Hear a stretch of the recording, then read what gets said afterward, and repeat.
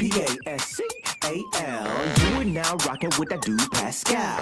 We be going wild, Haitian in the building, so original. Got the haters catching feelings. Get your hands up to the ceiling and keep them held high. Cause St. Louis isn't ready. Forget about it, goodbye. Hold on, we just saying hi. Five somebody rise up weekdays. Catch us live, somebody. Let's go. Good evening. Good morning and good afternoon, everybody. Welcome to the Pascal Show. Hope you guys all doing well out here, well out there as well. Hope this show finds you in great spirits because another day above the dirt is always a blessing. Let's not forget that. There is some craziness going on in Mexico right now as we speak. Apparently, allegedly, some stuff is going on in Cali as well. I don't know. Like I said, I heard about this information. I heard about what's going on, what was breaking in Mexico, and I hadn't had a chance to get in here with you guys, but I was keeping an eye on this to see what was going on. It has been absolutely crazy, and it doesn't seem like it's going to be letting up anytime soon. So we have got to discuss this and talk about it. And I'm going to say this really quick. I am going to try my best not to show you guys anything too extreme, too intense, and too crazy. Okay, I'm going to do my best to filter as best as I can throughout this show, just so you guys know. But there has been a lot of carnage going on in Mexico, all due to their leader, this cartel leader, losing his life during basically a military operation. Yeah, they are very upset out there. Let's just say that's the loud part out loud. Let's just keep it real. Okay? So we're going to talk about all of that and then some on this show. So please do me a favor. And I know this is a later show than usual, but this is as soon as I could get in here. Okay, guys? Sundays, usually I try to keep Sundays for, life, recharge, not be in this room, but this is big. So I'm in here to talk to you guys about what's going on here so we can fully understand what the hell is going on. So please do me a solid. Hit that like button down below. Crush it, do what it do. Hit that reaction button if you're watching on these other platforms. And if you are watching on these other platforms, make sure you hit that follow button. Follow, please, and thank you. All right? Make sure you subscribe right here on my YouTube channel, okay? Go and check out my second channel, The Pascal Show Clips. Subscribe over there as well. That'd be greatly appreciated. Hit that notification bell on both platforms so you know whenever I go live, whenever I upload, because honestly, it is random, okay? It is random, at least for now. So make sure you do that, okay? Hit that join button down below. Become a member. Check out my Patreon. And, of course, check out PascalMerch.com. PascalMerch.com. We got some really great stuff over there. Go check it out. PascalMerch.com. Okay, guys. Oh, boy. A lot is going on out here in Mexico. Mexico has literally gone off like a powder keg. And again, a lot of it I'm trying to fully understand myself because it just out of nowhere, this thing just has gone off. So again, I know that this isn't breaking news for you guys, okay? For those of y'all who are knowing what's going on in Mexico. But nonetheless, we are going to be discussing this and covering it as if it is breaking news, if that makes any sense, because there's a lot of information that I don't know that I'm going to learn with you guys live on the show today, okay, or tonight. So I just want to make that abundantly clear, all right? And, I know I infamously say that this is not going to be a super long show and all that, but it's not going to be a super long show. Okay. Of course, if there's more chaos, if there's more things that break while we're live, then we'll talk about those things and it might turn into a longer show. But for the sake of it being Sunday, and I know that we all are trying to recharge and get our lives ready for the start of the work week, which is tomorrow, this is going to be a shorter show, just so you guys know. Now, here's the thing. There is a Mexican cartel war going on right now as we speak, okay? It is very, very bad. It is extremely violent, and I think a lot of us are trying to understand what the hell is happening right now, okay? Now, this huge conflict is happening between the Mexican cartel, these trafficking syndicates, okay, and the Mexican government, because the Mexican government went and tried to, let me get his face. Do I have his face? Hold on.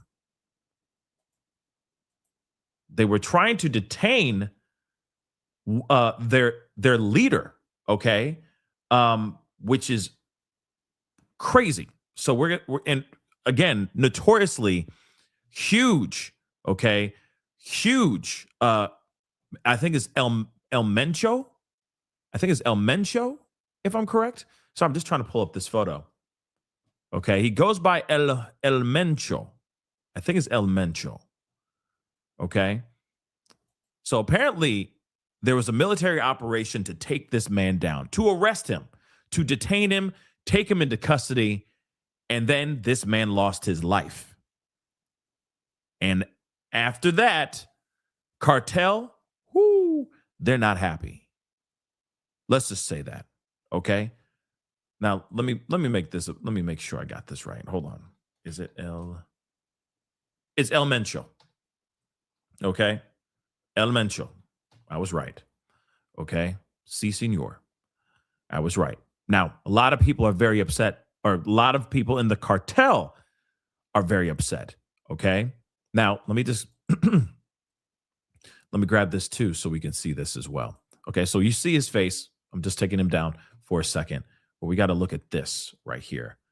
Take a look at what CNN said here about this situation, because again, this is absolutely knuckin' futs. This whole thing is absolutely insane. Mexico's most wanted leader, substance leader, we got to use these code words, unfortunately, unalived in military operation as classes erupt, and U.S. tourists told to shelter in place. Yes, people are, apparently a lot of people are sheltering in place. A lot of these locations, they're running out of food. They're running out of, I guess, alcohol as well. I guess people are nervously drinking. I guess I would be worried too, because right now, if you've seen any of the footage that has been shared all over X, it is absolutely devastating. People are getting literally deleted in the streets, just straight up carnage. I'm going to be showing you guys some of this stuff, but not the super graphic stuff. But they're like going up and they're setting gas stations on fire. They just took out a whole Costco. I mean, this is absolutely insane, guys. Okay, so we're going to be looking at this in a second. Okay, so I'm just going to say his nickname. Okay, El Mencho. Okay, who's also the powerful and long pursued head of the Jalisco New Generation Cartel, and one of the world's most wanted traffickers, lost his life following a Mexican military operation on Sunday, handing the country a consequential victory as it looks to show tangible results to the Trump administration. So, El Mencho, okay, a former police officer, led this cartel, okay, or also known as the CJNG, okay, as it became one of the most powerful and ruthless criminal operations or organizations inside Mexico. And this is according to the U.S. Drug Enforcement Administration. Violence erupted in several states in Mexico after security forces from multiple federal branches of Mexico's military carried out the operation in the town of Tapalpa. Hopefully I'm saying that right, in the western state of Jalisco. So officials said suspected members of organized crime unleashed a wave of violence following the operation, torching buses and businesses while clashing with security forces. The U.S. State Department urged American nationals in parts of Mexico to seek shelter and remain in residences or hotels until further notice. And before we continue on, what's interesting about this, I think that we're talking about maybe going into actual hotels and people's residences here soon. I don't know if they've actually done that or not. Like I said, I was watching this when it first started popping off. I was like, oh, damn, this is insane. And then I couldn't talk about it. And I had to, I had other things to do. And then I came back and I'm like, wait a second. Were they threatening to actually infiltrate or invade people's homes? And are they doing that now? That's one thing I'm trying to find out whether or not that's accurate or if that's actually true or not. You feel me? So that's one thing I'm still trying to find out. And hopefully we'll find out over the course of the show. All right. So the Mexico's Secretariat of National Defense said the U.S. authorities provided complementary information that supported that actual operation. A U.S. defense official confirmed that an interagency U.S. task force played a role in that operation that took the life of El Mencho. However, the precise role that the U.S. played is still unclear. So they were talking. So U.S. was talking to Mexico and gave them some intel. And then they went out there and they went and, from my understanding, took the life of El Mencho, which apparently he was supposed to be detained, guys. He was supposed to be arrested, not unalived, and yet he was unalived. Do you understand? Which is wild, okay? And yes, I heard that there are whimsical chaos. Yes, I heard YouTubers from US are stuck in hotels and can't get out until at least Tuesday, y'all. So they're going to be stuck in the hotel all day tomorrow. Hopefully that hotel has enough food and water, right? Has the essentials. But that's interesting, right? America had a conversation with Mexico, and Mexico got some intel from them about El Mencho. And then they went and they did this operation. And then El Mencho is now gone. Okay? Now, muerte. Gone. Since its establishment in January, the Joint Interagency Task Force, Cartel, has regularly worked with the Mexican military through U.S. Northern Command to combat cartel operations along the U.S.-Mexico border, the U.S. official said. However, I want to emphasize that this was a Mexican military operation, so the success is there, the official noted. During the raid, CJNG members traded fire with the government forces, resulting in 4 gang members losing their lives at the scene, the defense ministry said. So El Mencho and 2 others were seriously injured and then lost their lives as they were being transported via aircraft to Mexico City, according to the ministry. 3 Mexican military personnel were also injured in the operation and transferred to a hospital in Mexico City for treatment. Now, Mexican President Claudia Sheinbaum lauded the work of the agencies involved in the mission. Mexico's various state governments are working in full coordination, quote unquote, to address the disorder, Sheinbaum said on Sunday, adding that activities are proceeding normally in most of the country. She also is in hiding, apparently. She also is nowhere to be found, allegedly. Okay? Last I heard. Now, she could be anywhere. She may have, shown her face at some point, now. But what's crazy is how much chaos is going on in the streets of Mexico right now as we speak, because the cartel's leader, El Mencho, was unalived during a military operation that was done by Mexican officials. Okay, they're feds. And now people big mad, or, cartel individuals are big freaking mad. Let's take a look at this here real quick. Live now from Fox, I'm Shauna Kalafi. We are following some developing news out of Mexico. Today, the Mexican army says they killed a powerful cartel leader during an operation meant to capture him. The Defense Department says the leader of the Jalisco New Generation Cartel was wounded during that operation about 2 hours from Guadalajara, and he later died while he was being flown to Mexico City. And this is a very powerful cartel there in Mexico. The leader now killed by the Mexican army. I got to ask this, though. I got a question. Okay. What actually happened here? Right? Because he lost his life while he was being flown. Hear that again. So what happened?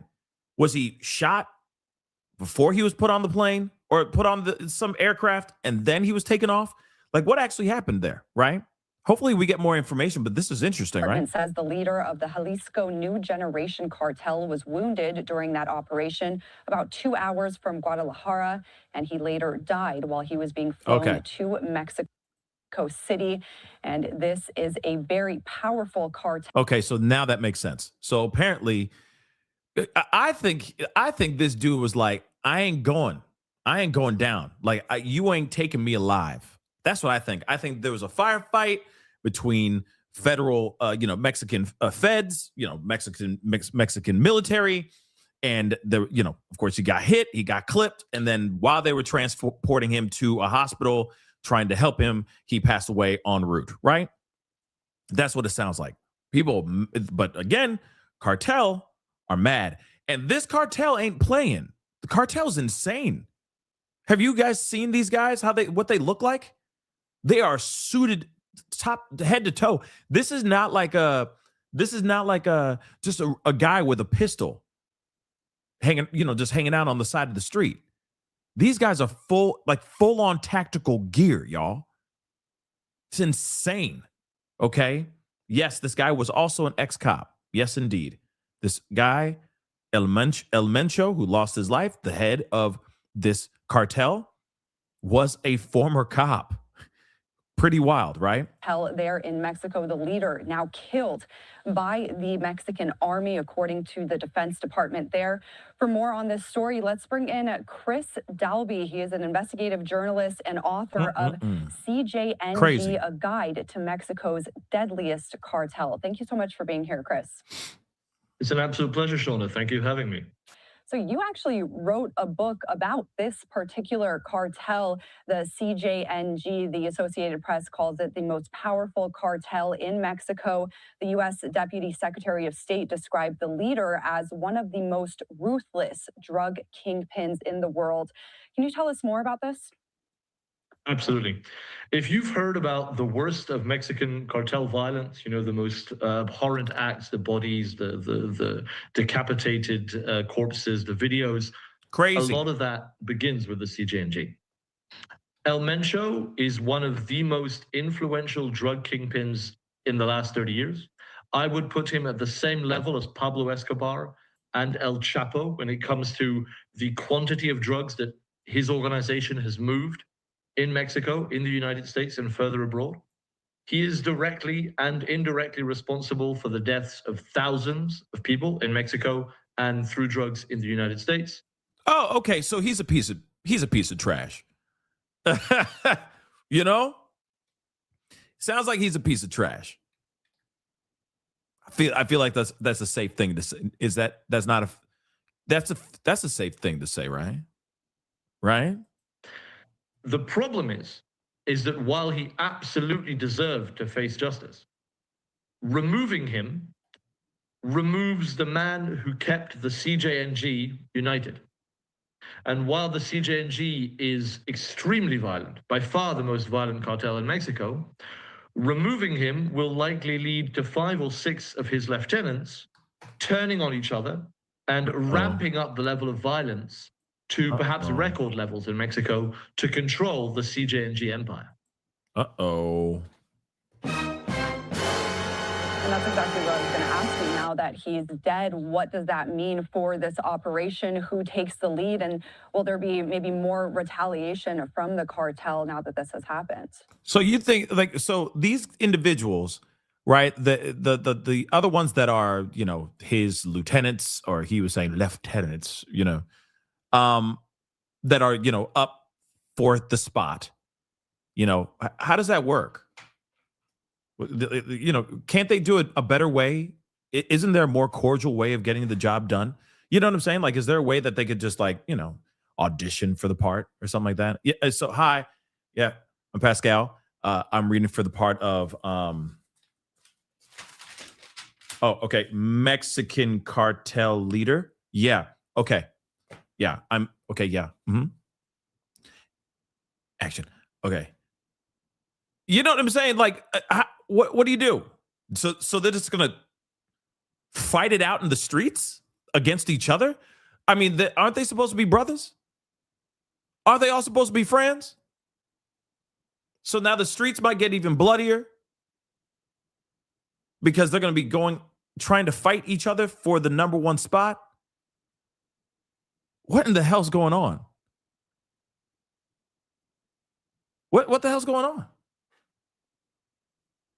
Yes, you can just call me El Guapo, right? El Guapo. This is very interesting. So more chaos will be happening in the streets regardless. They're all mad, like, oh man, our dude is gone. Our man is gone. Right? And they're doing all this crazy carnage right now. And then later it'll be, well, who's gonna lead? Well, and all of them, those three that are apparently work right underneath him, they're all saying right now, well, I'm the best at the same damn time. And they're like, one of us is about to get murdered. You know what I'm saying? In these streets. So it's going to get even worse in the streets now because these guys are going to go against each other for the number one spot. That just makes no sense. You realize how messy and crazy that's going to be, right? And these guys, if you see what these guys are walking around with, like I said, they're not walking around with little pea shooters, little pew-pews. They're coming in like heavy artillery, guys. So what? It's about to get worse, y'all. It's about to get a whole lot worse. You know, President Trump has rightly designated Mexican cartels as terrorist organizations. And El Mencho had a bounty on his head of $50 million for anyone giving information that led to his capture. As I said, El Mencho needed to face justice. But the kingpin strategy, as we call it, which is where you focus on removing the kingpin, the head of the cartel, and that's your sole focus, has a major problem. Because the kingpins are often the ones controlling an organization. And when they are removed, and we've seen it with Escobar, we've seen it with El Chapo, and we're going to see it with El Mencho, that unifying force, that cult of personality goes away.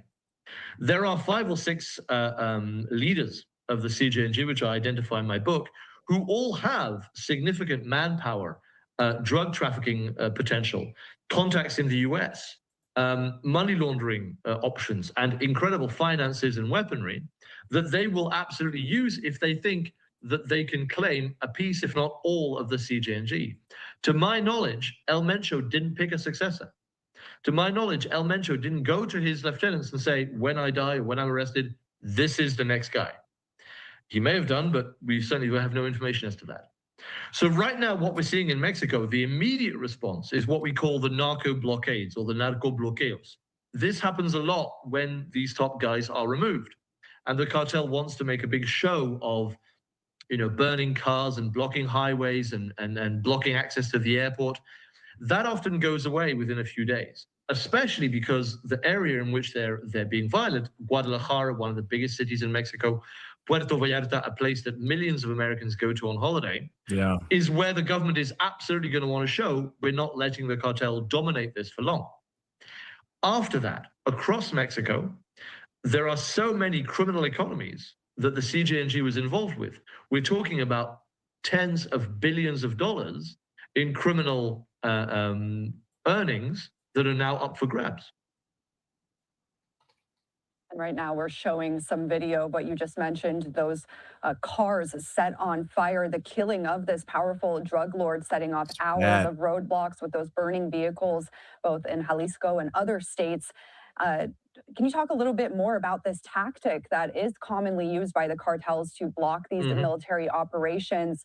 How big of a scale is this? We also want to show a little bit of those images of the smoke that arose from these multiple car fires is today. crazy. What do you take from this reaction from the This stuff cartel, is and what more crazy, can we y'all. expect?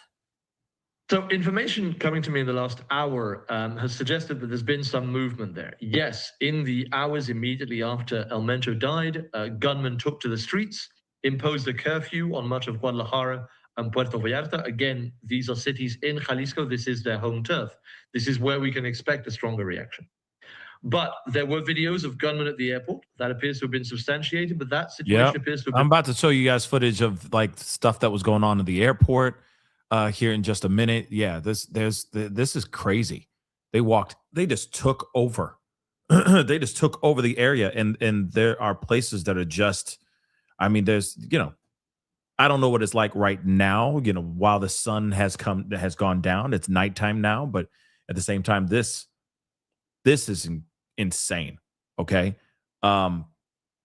This is just insane. Hold on one second. Sorry. This is just absolutely insane. Hold on. Sorry, I'm getting a bunch of stuff, so I can show to you guys and everything, and just getting distracted a little bit. I apologize, but this is absolutely nuts, y'all. Okay. Resolved. Police and army were able to retake control of Guadalajara Airport. We don't have information about casualties yet, but the gunman never reached the tarmac. We're seeing videos shared online of burning planes or, the whole city on fire. Those are seem to be fake news. In Puerto Vallarta, the cruise port appears to have had a fire set there, preventing access. But again, those situations could probably be resolved in the next few hours to days, with perhaps some casualties, but a limited number. The problem is that Guadalajara is going to be a World Cup city in 5 months. Oh, yeah. They might change their mind after that. I don't think World Cup is going to be there anytime soon, just so you know. But we will see. I don't know how quickly all of this is going to. I don't know how quickly this stuff is gonna calm down. I feel like this is just going to continue to be as crazy as it has been. Today has been bad, and this is only day one, right? But let me show you what I mean. There's just all kinds of stuff going on, all kinds of stuff. And again, I'm trying to take a look at the footage before I show it to you guys, because I don't want to show you guys too many bad things. You feel me? Because there's already enough, and there's some footage in here. Like, I saw a guy's whole head like split in half. Like, I hate to say it like that, but that's what I saw. And I'm like, I didn't need to see that, man. And that's on X right now, guys. So just be careful on what you're seeing, because it's graphic. The stuff is graphic.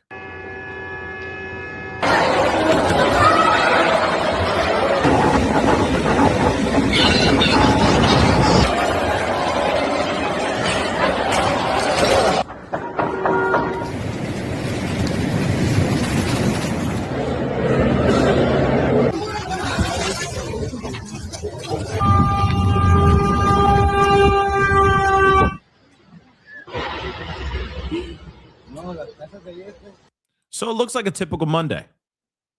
I'm kidding. This looks bad. Okay? This looks bad. And that's just one little compilation video of all the chaos that's going on. Here's another one. Like, they're just setting things on fire. So this said, let's go. Okay, so the cartel members, okay, reportedly set a gas station on fire. Yeah. So they're just setting things on fire. Take a look at this.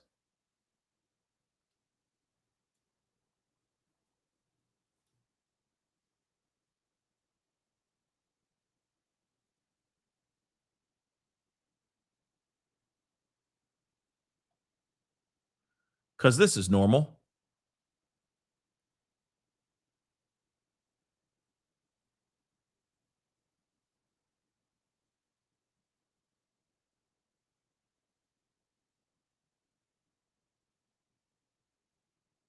Man, oh man.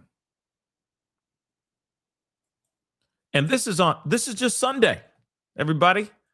This is what, how was your Sunday? Oh, well, Cartel came in and tried to burn everything down and, just, totally normal stuff.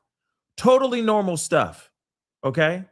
People vacationing. So I don't know if you can see that. Look at that. I can see the flames underneath that black smoke. Major flames there. Huge plumes everywhere. Another big one over there. Another one directly behind this resort we're staying at. Pretty much surrounded by this right now. And this is not normal, y'all. Really intense scene happening here in Puerto Vallarta. Hopefully we're able to get out tomorrow, but the airports are shut down as it is right now. And as I understand it, military may be getting involved soon. Power may be cut very soon. So pray for us, guys. This situation's intense. I mean, look, and this is pretty crappy because if you are just a regular person that's, that goes down there going, ooh, we're going to Puerto Vallarta, you know what I mean? Having a great time, doing your thing, having your little pina coladas, your tequilas, your margaritas and all that stuff. And all of a sudden this is happening right behind you. Okay. I'd be terrified too. Okay. This also reminds me of a movie I saw. I don't know I can't remember the name of the movie right now. It's driving me crazy. I think it's Owen Wilson, the one with the blonde with the broken nose. Like they were stuck because there was some huge. So I forgot the name of it, but anyway, it's like he was with his family. They were stuck in this on this vacation, or they were stuck in this foreign area, because they're on vacation, and there was some huge thing that happened. Like where it was like the cartel, got super mad or something. I don't know. I forget it. Or like the rebels there was an uprising of rebels or something crazy like that. And then he had to, maybe it is life. Maybe it is life. Is it Owen Wilson? Wow. Oh, wow. That guy, the one with the nose. Oh, yeah. Wow. Wow. That guy. I don't know his name. No Escape. Maybe it's No Escape. It's Owen Wilson? Okay. I don't know. I don't know which one is which. But you get what I'm saying. The nose and the blonde. Oh, Life, the movie Life. Yeah, I'm like, no. Not Eddie Murphy and Martin Lawrence. Okay, not Life. But anyway, it just makes me think of that, where some sort of uprising happens. They're in a foreign land. It's a bunch of Americans. They're trying to find a way to get to at least the U.S. embassy so they can find some sort of safety and all that. It was a very interesting movie, but terrifying if that's actually happening to you in real life. And that could also be happening to a lot of people, because a lot of people are hunkering down right now, which is, terrifying to say the least. Okay. Which, of course, we got to take a look at this other video here real quick before we continue on. Let's take a look at this. Right now, he's in Guadalajara, Mexico.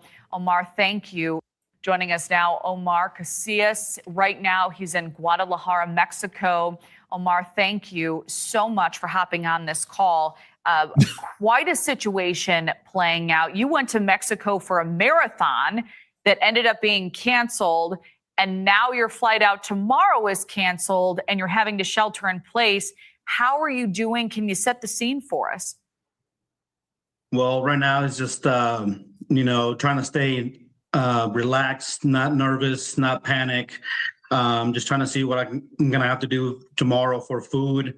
I have enough for today, but as far as tomorrow, I'm not sure yet.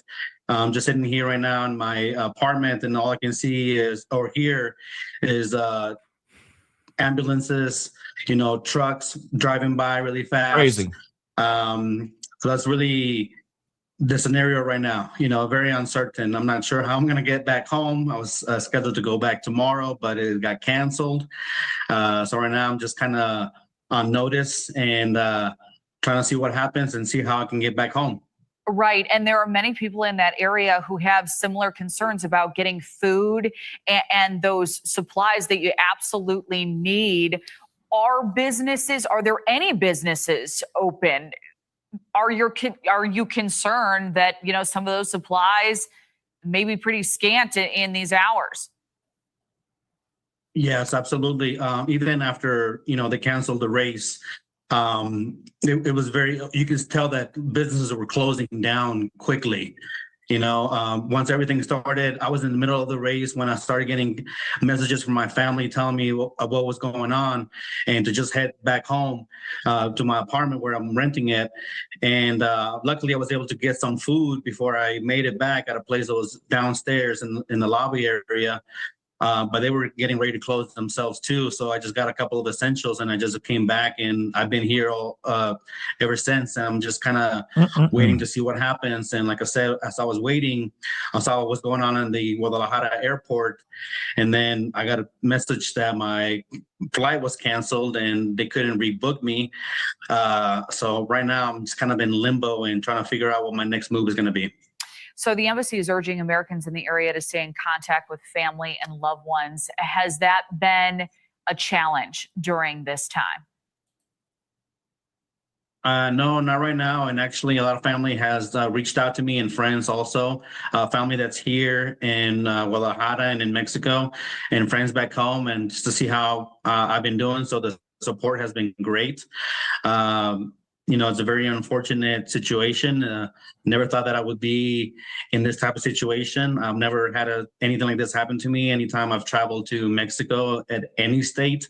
So for this to be happening right now is just very unfortunate and very scary and nervous. Right. You can understand that. So there's been this shelter in place for U.S. citizens in Mexico. Have you been given any other orders, any direct contact from authorities as to what to do next, how long this may last? No, I have not. They just the state itself is in a red alert. So everything is shut down. Everything is locked down. You know, we received messages through my family that the cartel was letting people know that they were going to start shooting innocent civilians past 2 p.m.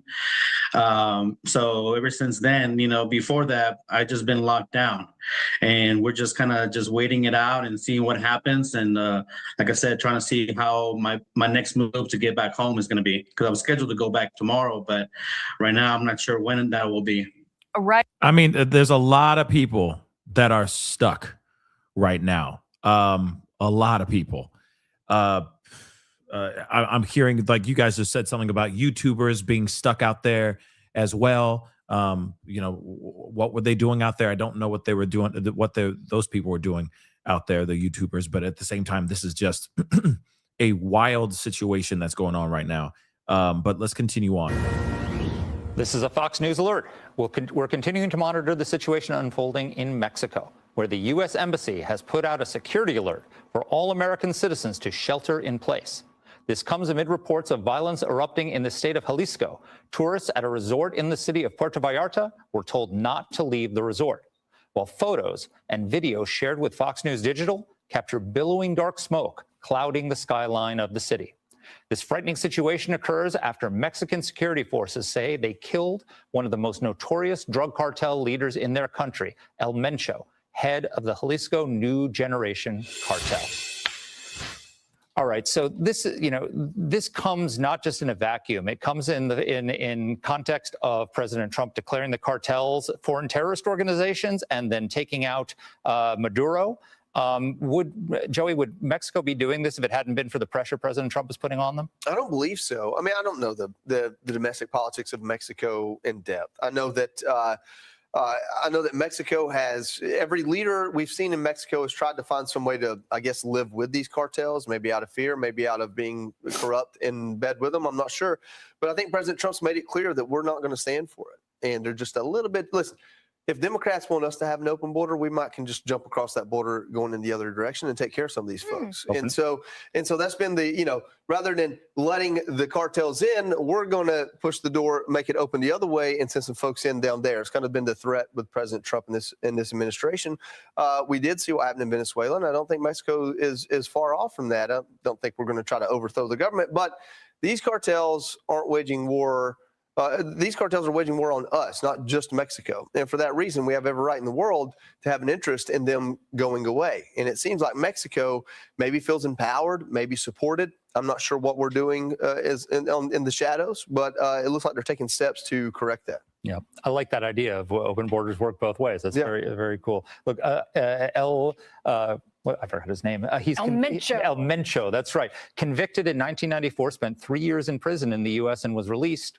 And he goes back and he's like flooding the country with fentanyl. Tommy, what's going on here? Where we have these people in jail and we release them, and then they go back and when terrorists, they kill Americans. With drug cartel leaders, they go back and poison Americans. Why are We've got repeat offenders on the street of every major American city, right? And this feels like a running narrative. We got to end it. I think President Trump has mentioned more than once that he is more than happy to assist with President Sheinbaum, if she so desires, in dealing with their cartel problem. Now, up until now, I don't think that she's necessarily given him the green light to do so. Maybe what's going on right now will change that. I certainly hope so. But I will also say this, just to the point on the Americans that are in Mexico being asked to shelter in place at their resorts. I can't imagine how terrifying that is right now because of what's going on. And we're seeing images all over social media. I mean, it looks like a war zone because it probably is. I would also just say this. I had a friend of mine who was murdered in Mexico in Playa del Carmen about 6 or 7 years ago, just down there on a bachelor trip or a birthday vacation, murdered in the streets and left there. Mexico, in a lot of places, is not safe for Americans. And I know a lot of Americans think if they're in a resort that everything is fine, nothing can possibly get to them there. Joey and I were talking off camera. Hey, listen, there are a lot of beautiful places in the United States of America that are warm and sunny, Florida being one of them, a heck of a lot safer. So perhaps Americans should consider that, especially with what's going on right now. And the Okay. Okay. I mean, sure. What's going on in Mexico is really bad. I think we could all agree on that. It's insane what's going on in Mexico. But that was just it. We're just gonna keep going. Let's get into this. Oh man, this is just nuts. This is just absolutely crazy. So much going on. And there's some things that are in Spanish that I just don't know what they're saying. With all due respect, I don't. So that's one thing that's really frustrating about this particular situation because, there's not a lot that's being translated right now. I really wish there was. It'd make things a lot easier. Make things a lot easier, especially with everything that's going on, right? But let's take a look at the BBC. Iqbal. In Mexico, the army has confirmed the death of one of the country's most feared drug lords, known as El Mencho, caught and killed in a dawn raid. He was killed in an operation in the town of Telpapa. The U.S. had previously issued a $15 million reward for the capture of the co-founder and leader of the Jalisco New Generation drugs cartel. It's feared for its use of extreme violence. Violence broke out in the country as a result of his killing. Suspected members of the cartel began burning dozens of cars and trucks in the state and a neighboring state as the army moved in, possibly to try to delay the operation. Our Latin America correspondent, Will Grant, joins us now from Mexico. Good to have you with us, Will. First of all, for people who might not know anything about El Mencho, who was he? He's a piece of trash, from what we understand. Crucial, Nami. I mean, we often talk in Mexico about kingpins and drug lords and so on. This was one of the very, very biggest. In this particular moment in time, the most wanted man in Mexico, by some distance, I would say. The feared leader of the Jalisco New Generation cartel, which is a vast criminal organization which traffics tons and tons of methamphetamine, cocaine, and fentanyl into the United States, responsible for scores of murders a year. And, one of those who really underpins the criminal underworld in this nation. Of course, it's a major victory on some level for the authorities here, for the military who killed him in a raid, injured him initially, and then he died en route to Mexico City. But of course, we're seeing the unfolding violence that goes with that as his organization is extremely powerful and very, very well armed. Now, National Guard have been deployed outside the attorney's office after that killing. We just showing some live pictures there in Mexico City of the National Guard outside the office. And Will, just give us a sense of what happens when leaders are taken out, this sort of kingpin strategy. You know, does it work? Is it something that, you know, what happens as a result of it? It can have an impact. I mean, somebody like El Mencho, these organizations can be quite top heavy in the sense that an individual leader can be an important, more than just a cog in a bigger machine. They are leaders for that very reason. They lead troops, they lead men, and they bring strategy to the table. That said, where one leader falls, another is invariably ready to take his place or her place. There are important women in drug trafficking too, but it is key that when one falls, there's generally people beneath him to replace him. We'll see what happens in this particular instance. It is interesting, this degree of violence and how quickly it's unfolded, and a real challenge for law enforcement in cities across Mexico. And let's just mention some of those cities. They include Guadalajara, the state capital, important cultural center in Mexico. They include, and going to be a host city of the FIFA World Cup this summer. They include Puerto Vallarta, a very, very important tourist hotspot in the country where potentially thousands of tourists currently hold up. So, you know, this is a major moment in sort of drug war history in Mexico. Now, I want to show you guys this too. You know, like I said, we're going to be hopping around quite a bit because there was a lot of coverage. There's a lot of discussion. There's a lot of people talking about this. Obviously, there's just absolute chaos going on. But this, I don't know if this is real. I'm just going to say that really quick. Some people are asking if this is AI. This looks pretty real to me, but apparently they're saying this. Let me pull this down first. Allegedly, they're saying this is one of the most insane videos I've seen. Mexican cartel members tossing grenades inside of a supermarket full of people. So again, don't know if this is entirely real, but I'm going to share it with you guys regardless. But this is just crazy. ¡Vámonos! ¡Vámonos! ¡Válgame!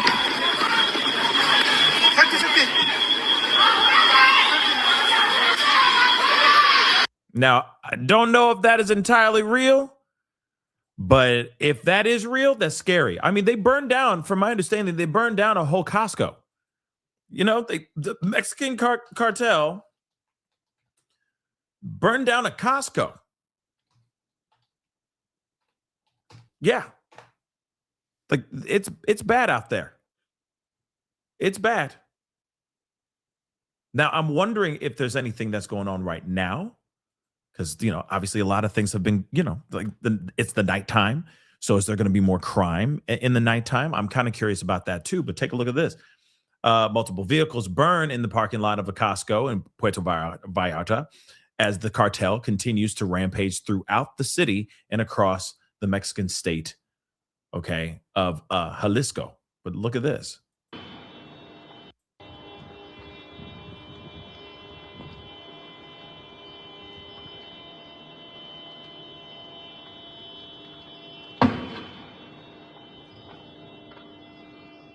You know, this is totally normal day. This is no bueno. Okay? This is no bueno.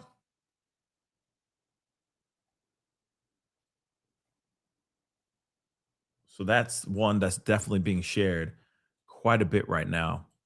Like I said, this is just insane. Insane chaos. Hold on, guys. We got more. We're so much going on. All over El Mencho, gone. Right?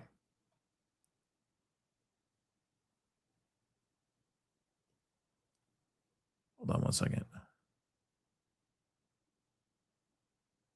Let's take a look at this. Boom. Mexico's most powerful drug kingpin was killed during a military operation. Mexican officials say criminal groups burned cars and trucks to block roads across the country. The State Department is warning Americans to shelter in place. ABC's Melissa Dunn is near the border tonight. Explosions erupting across Puerto Vallarta tonight. Black smoke seen rising over the resort city on Mexico's Pacific coast. Mexico's military forces launching a daring operation to capture cartel leader Ruben N., known as El Mencho. Multiple cars on fire in the streets. Mexican officials say during their operation, military personnel were attacked.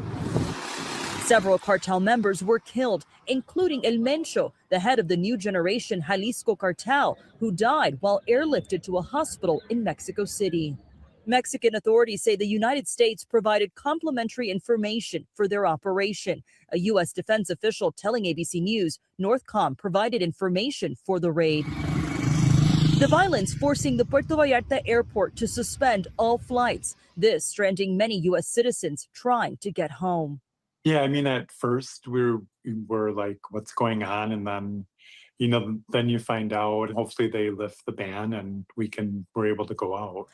Border cities like Tijuana are now reporting criminal activity, and the State Department is telling U.S. citizens in impacted areas in Mexico to shelter in place. Lindsay.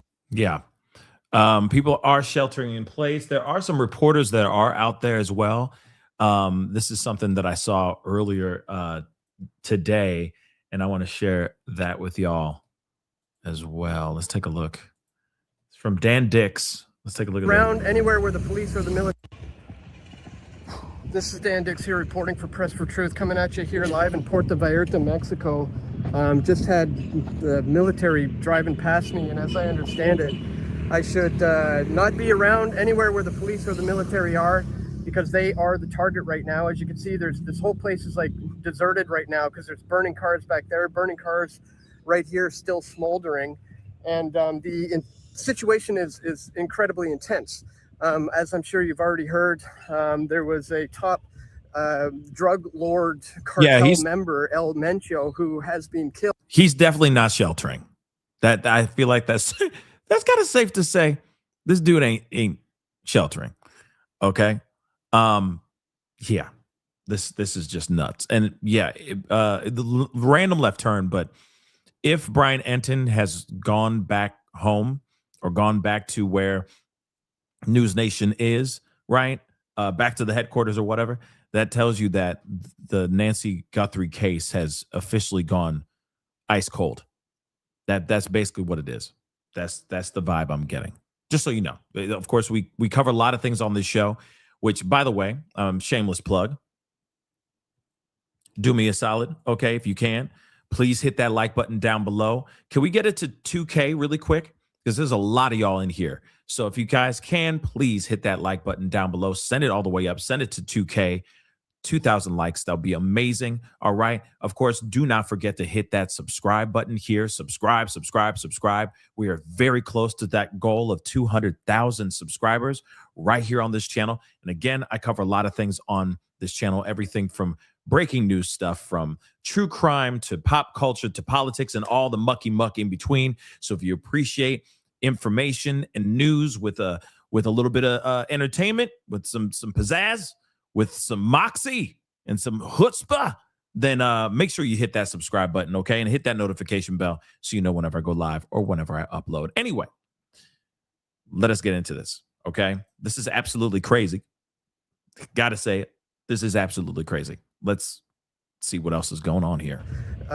Drug lord cartel member El Mencho, who has been killed. I believe there was a $15 million bounty on this man's head, and he is now dead. And that has caused this whole situation to pop off. The place looks like an absolute war zone right now, folks. Cartel has been setting up blockades in the streets, stopping cars. A whole bus was set on fire. You've got cartel members who literally look like the military. These guys are serious. Like that guy, I don't know who the character is from shoot, I'm forgetting the name of the show. It's got Homelander in it. Why am I forgetting the name of the show? But the dude, this is Cartel.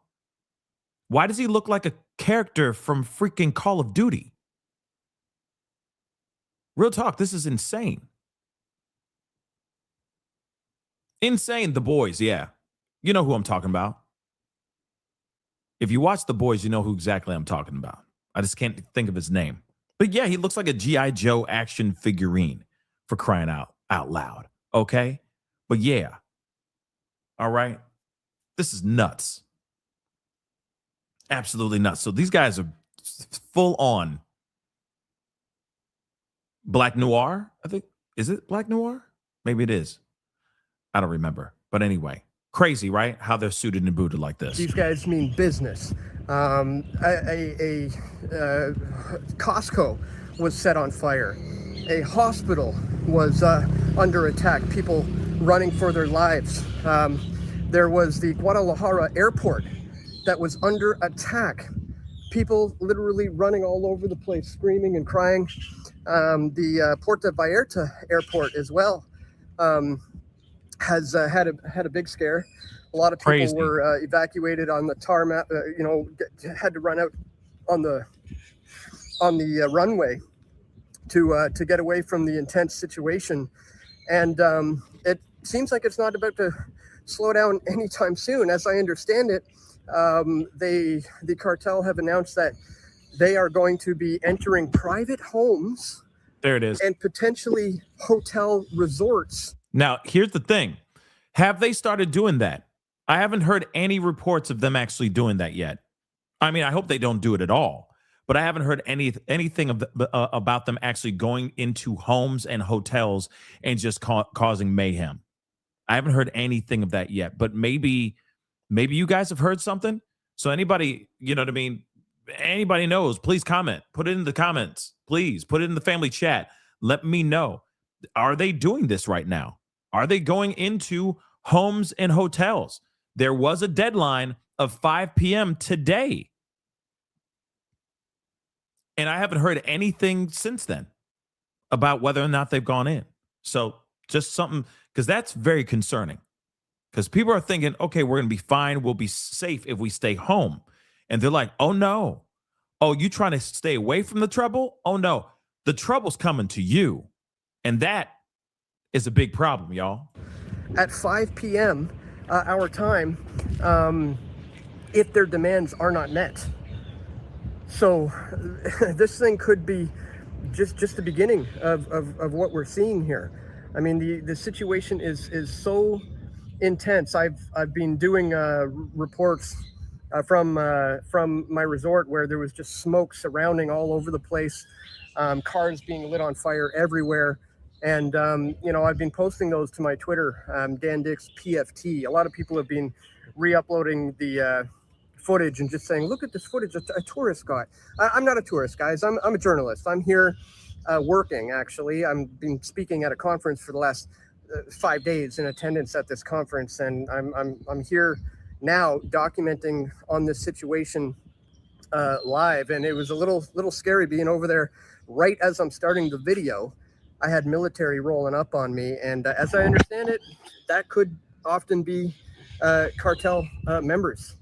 And if it's not, these guys are the guys who are being targeted by the cartel members.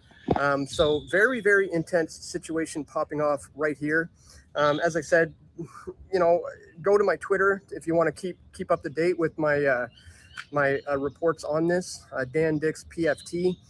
I don't really care if people re-up the footage and get it out, without credit to me. The most important thing is we get the word out about what's happening here, and that the situation is pretty dire. I mean, people are dying. It's rather intense. It's rather scary. I'm not sure if I'm going to be able to fly home tomorrow. I'm supposed to get on a plane, but you probably won't. The airports are currently shut down. This dude ain't leaving tomorrow.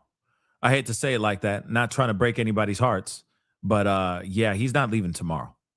I don't think anybody's going to be able to leave tomorrow, unless things subside quickly. But I doubt it. So he's stuck there for a little bit. So that may still be the situation tomorrow. So stay tuned for my coverage. I might be stuck here for a little while.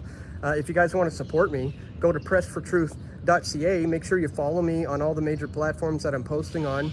And if you want to financially support my efforts to cover this, you can go to pressfortruth.ca/donate.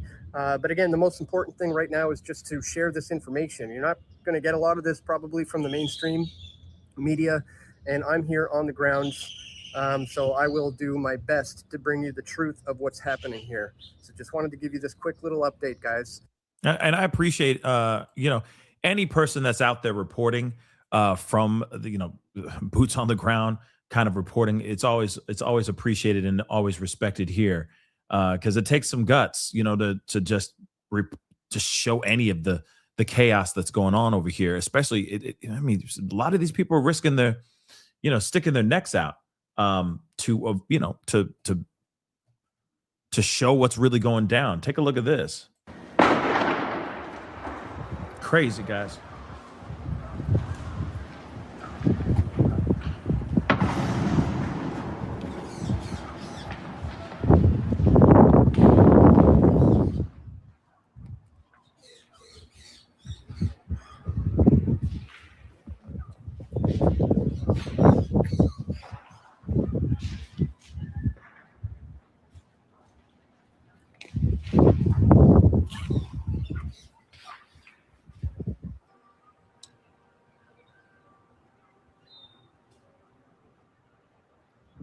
Just absolute chaos.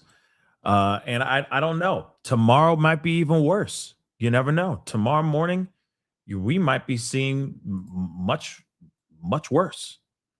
Hold on, guys. I'm just checking one thing, because some of these videos show some very graphic stuff. So I'm trying to avoid all of that stuff as best as I can. Let's take a look at this. Is another video from Dan Dix, it looks like.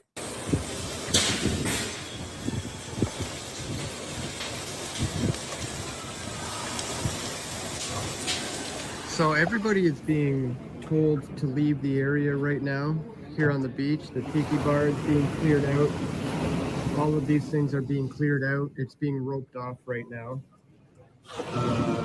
They're asking that everybody vacate the area and leave immediately. You can see the smoke. I don't know if you can, the smoke in the sky. But we were just walking on the beach and we saw smoke everywhere. And we're being informed that there's major cartel violence happening right now all over Puerto Vallarta. Apparently, they've captured a top-ranking cartel member, and when that happens, all-out war happens. A number of cars have been set on fire, motorcycles set on fire. In fact, there were some attendees of Anarchapulco who were in a taxi cab. Taxi drivers are apparently targeted by the cartel. They were they had their car shot at. The taxi driver was murdered, and the car was set on fire. All of their luggage has been burnt, including their clothes and passports, in fact. So it's a pretty scary, dire situation right now. We're being told, do not go out at all. Do not walk in the streets. Do not get in a taxi or an Uber. Do not go to the airport.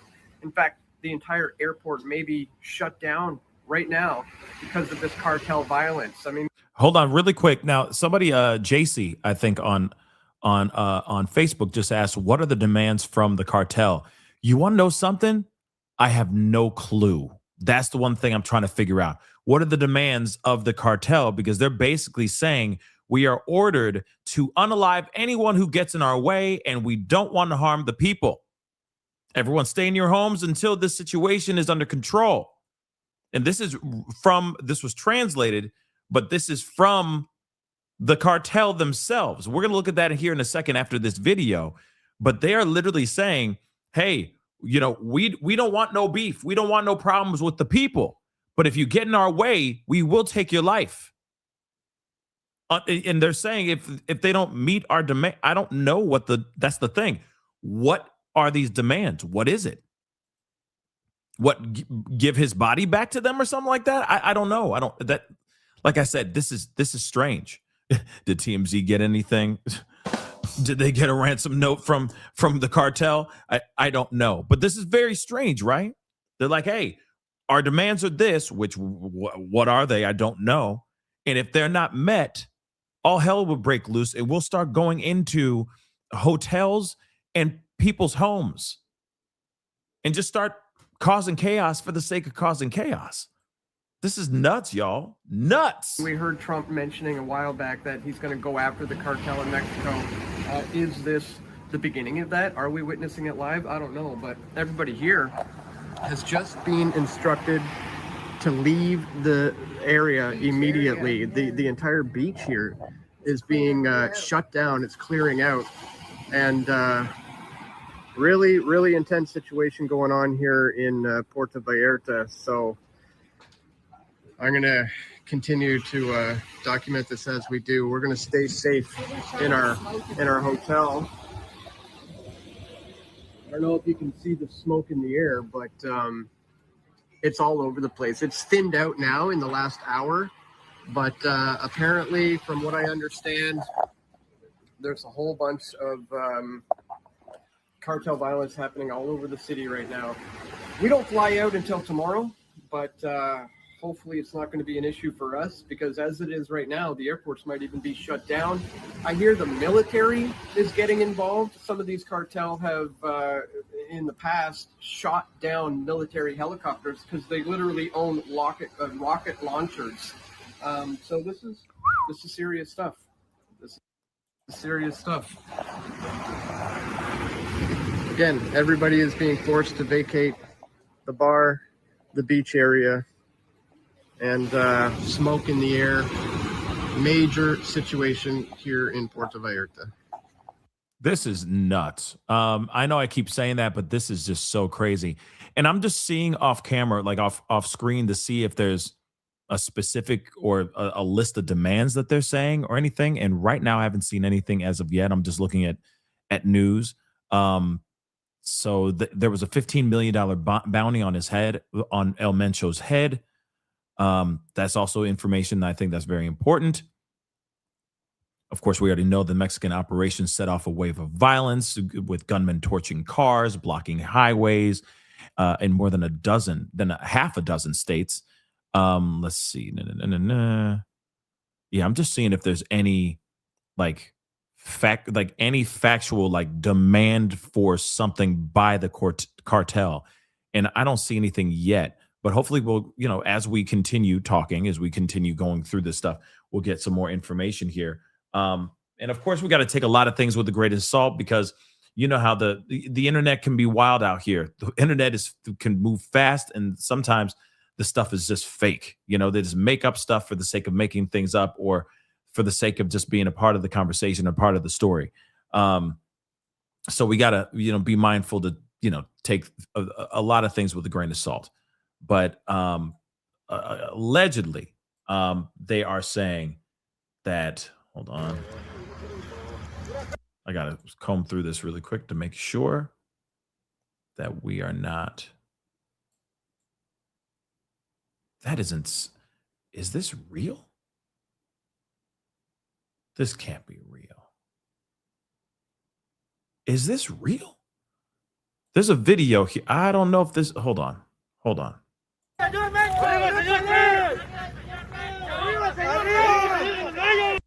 Is this the car? Okay, I'm playing this, but I don't know if this doesn't feel real. This doesn't feel real. It doesn't feel real.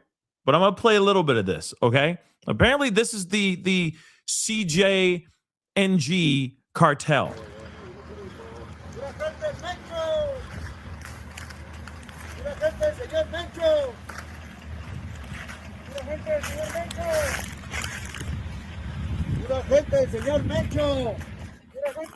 This can't be real. Yo, this can't be real. That's insane, son. Holy crap.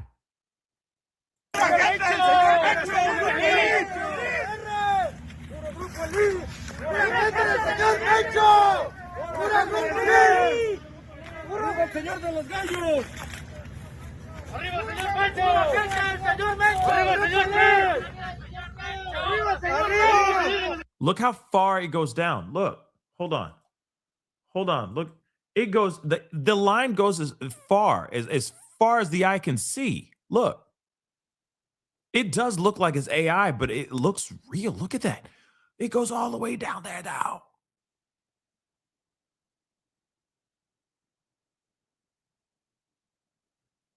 That's insane. That's insane. I mean, we saw the guy in one of the reports. We saw how that other guy was like dressed up like Black Noir, right? From The Boys, right? Just full on head to toe, right? So I wouldn't be surprised if they're all all geared up like this, you know, suited and freaking booted. Yeah, why are the cars like, you know, why are the cars looking like they pulled that idea straight off of Minecraft? You know what I'm saying? No one else sees that. Why does it look so fake to me?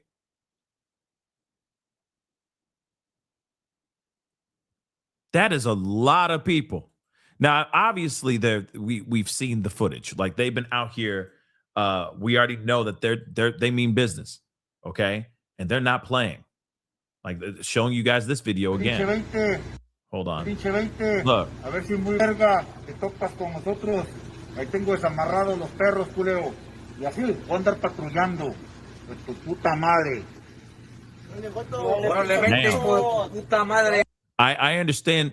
I understood that word or that phrase of words. Okay. So yeah. So that if they're looking like this, I believe they could be. You know, they can have the. You know what I'm saying? They can have the car and it looking like G.I. Joe figurines. Real talk. This is insane. This is insane. Okay. That's insane. Now, let me show you what the people are talking about. Again, we're going to take a lot of this stuff with a grain of salt, but this was translated.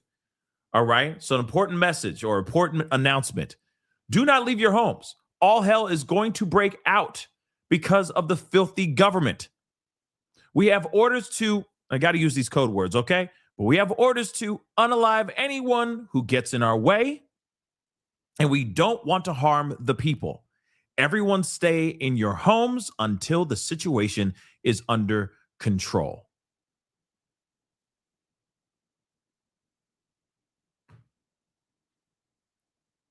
Yeah, they were definitely cursing in Spanish. I understood that. I understood the cursing. I'm like, oh, yeah, they're cursing. Oh, yeah. Yeah. So what in the hell is going to go down tomorrow? Right? I think we all like to know what the F is going to go down tomorrow. All right. Hold on one second. I'm going to check something here too.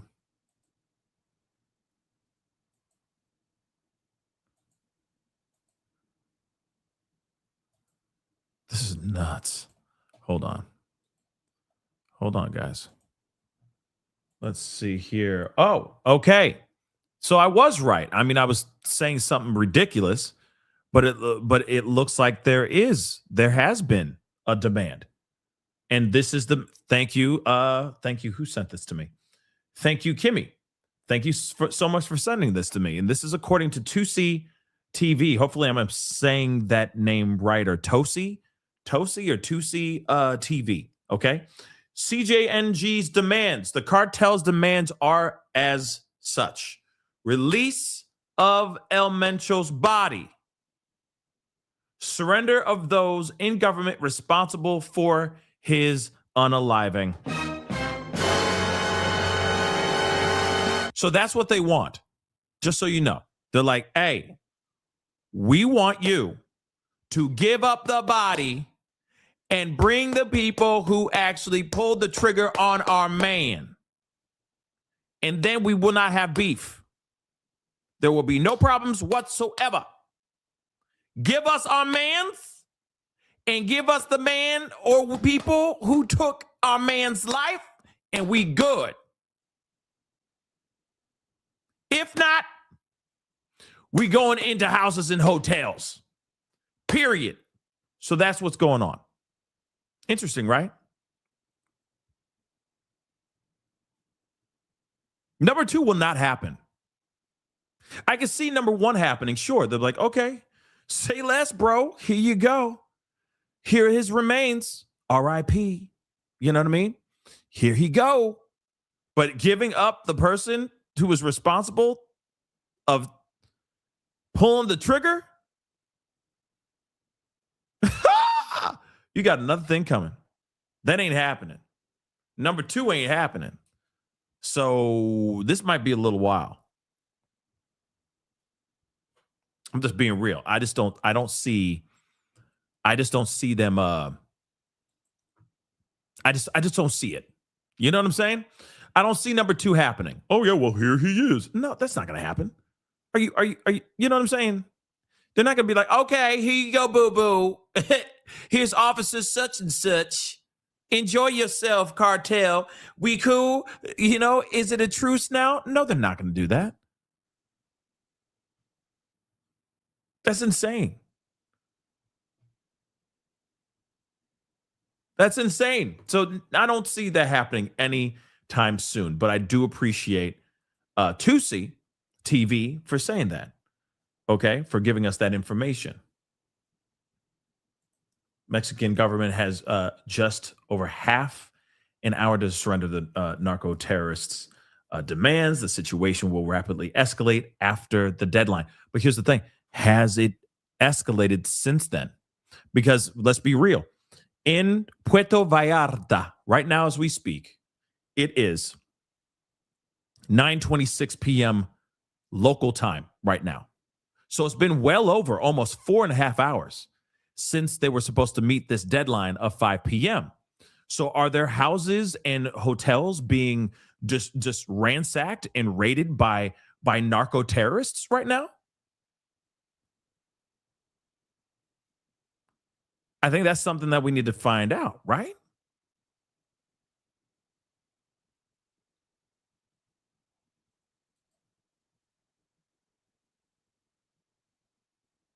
Because this is nuts.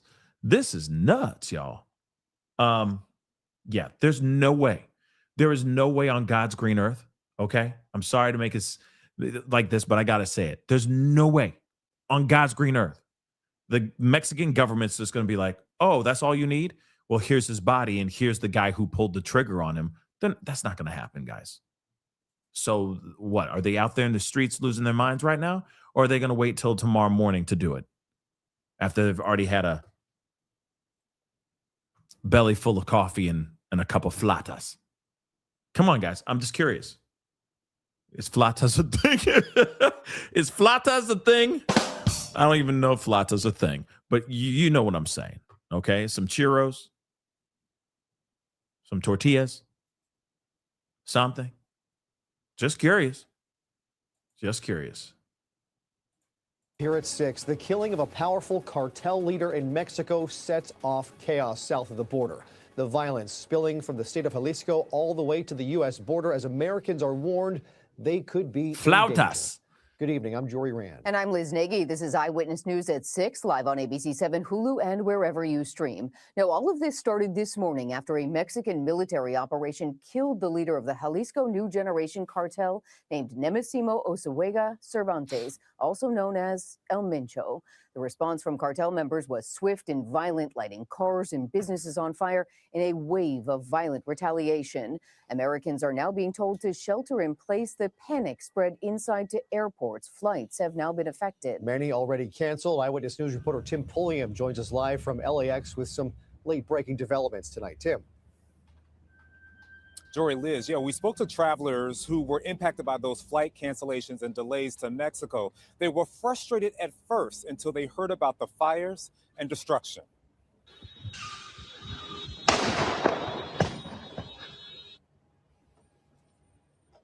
A witness captured these incredible images of multiple vehicles on fire in Puerto Vallarta.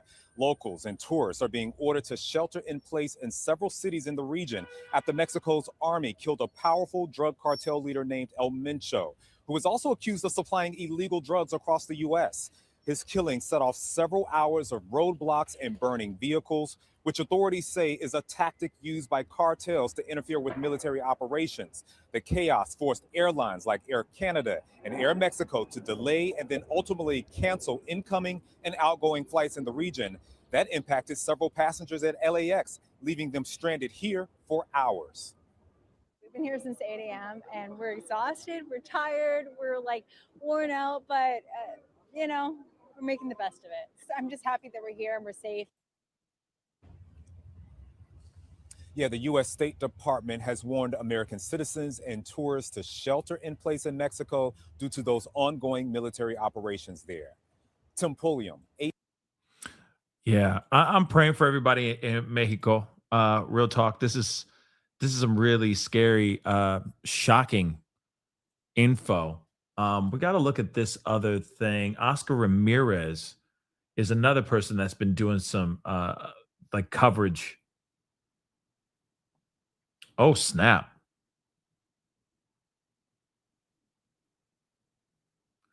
Definitely can't show you that photo, but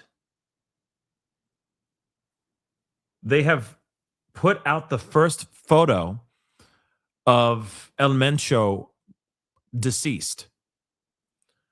And I'm looking at it right now. I can't show it to you guys. Clearly, I can't show you that. Okay. But there is a photo, and it's on Oscar Ramirez's Twitter page. So he says, breaking first filtered image of El Mencho deceased, or, dead after being executed. We received this picture waiting for accurate authenticity. Yeah, he gone. He most definitely gone. But I'm curious as to how he was actually, because it doesn't look like it's head trauma, just so you know. Doesn't look like there's head trauma. So I'm wondering where the fatal wound is, if that makes any sense, because I can't make it out in this photo. But he's there. He that's very interesting. Okay. But let me play this video here. This is Oscar Ramirez right here. Let's take a listen. Good evening to all. How's everybody doing? Thank you so much for joining in. An update, as I promised that I was going to come in and give you guys an update. We apologize if we had to do it on the car and not on the ground. It is completely right now unsafe, as we were working together, a group of journalists, and when you're working together, you feel more safer. But due to the circumstance of the level of violence and insecurity, we are safeguarding ourselves right now in the automobile, in the car.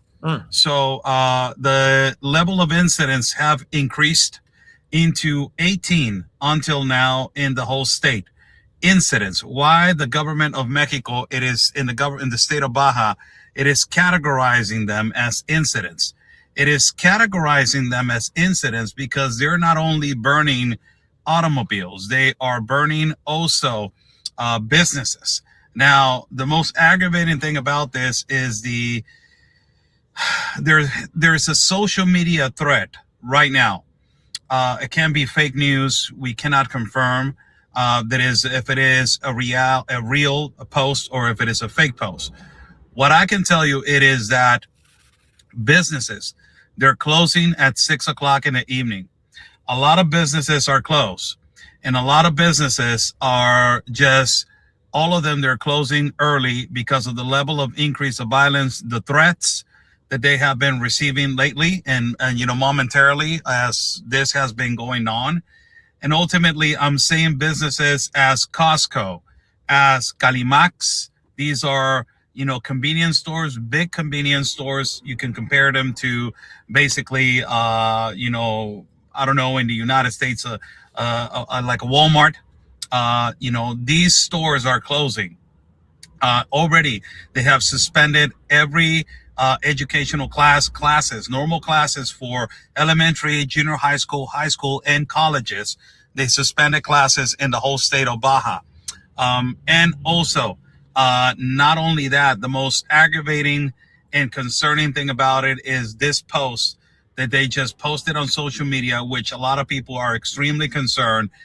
The cartel has put out a threat saying, you guys need to go back home at 10 o'clock at night. We don't want nobody outside of 10 o'clock at night. Damn. If we see somebody after 10 o'clock at night, we are going to start shooting at civilians. This is the... Hold on. So again, he just said, those guys, people better not show up. Pedestrians, civilians better not show up in the middle of this, out there in the city, in these streets, or they're going to catch a bullet, right? That's what we're hearing right now. So if they're out by 10 p.m. out in the streets, they're in a world full of trouble. Because now they're just going to look at you as a target. So hopefully everybody, because again, that would mean, what time is it now? Yeah. That means that they would have a little over 24 minutes left before this curfew starts. And if you're out there past 10 o'clock, consider yourself a dead man. That's it. Scary stuff. So they got 24 minutes, 24, 25 minutes until, 24, 23 minutes until this curfew starts. And then it's a wrap. Concern that we were really, let me say again, concerned about, because we thought that it will be decreased. And I told you guys earlier that this was momentarily, little by little, was going to increase the level of violence, the level of insecurity, the level of aggression by the organized crime in several sections of the city. Just as we were eating right now, 2 other vehicles were burned in a community, and also another vehicle was burned on the far east side of the city. These burning of vehicles, as I have mentioned before, it is a sign, it is a message from the organized crime to tell the government, we have presence here, we have presence there.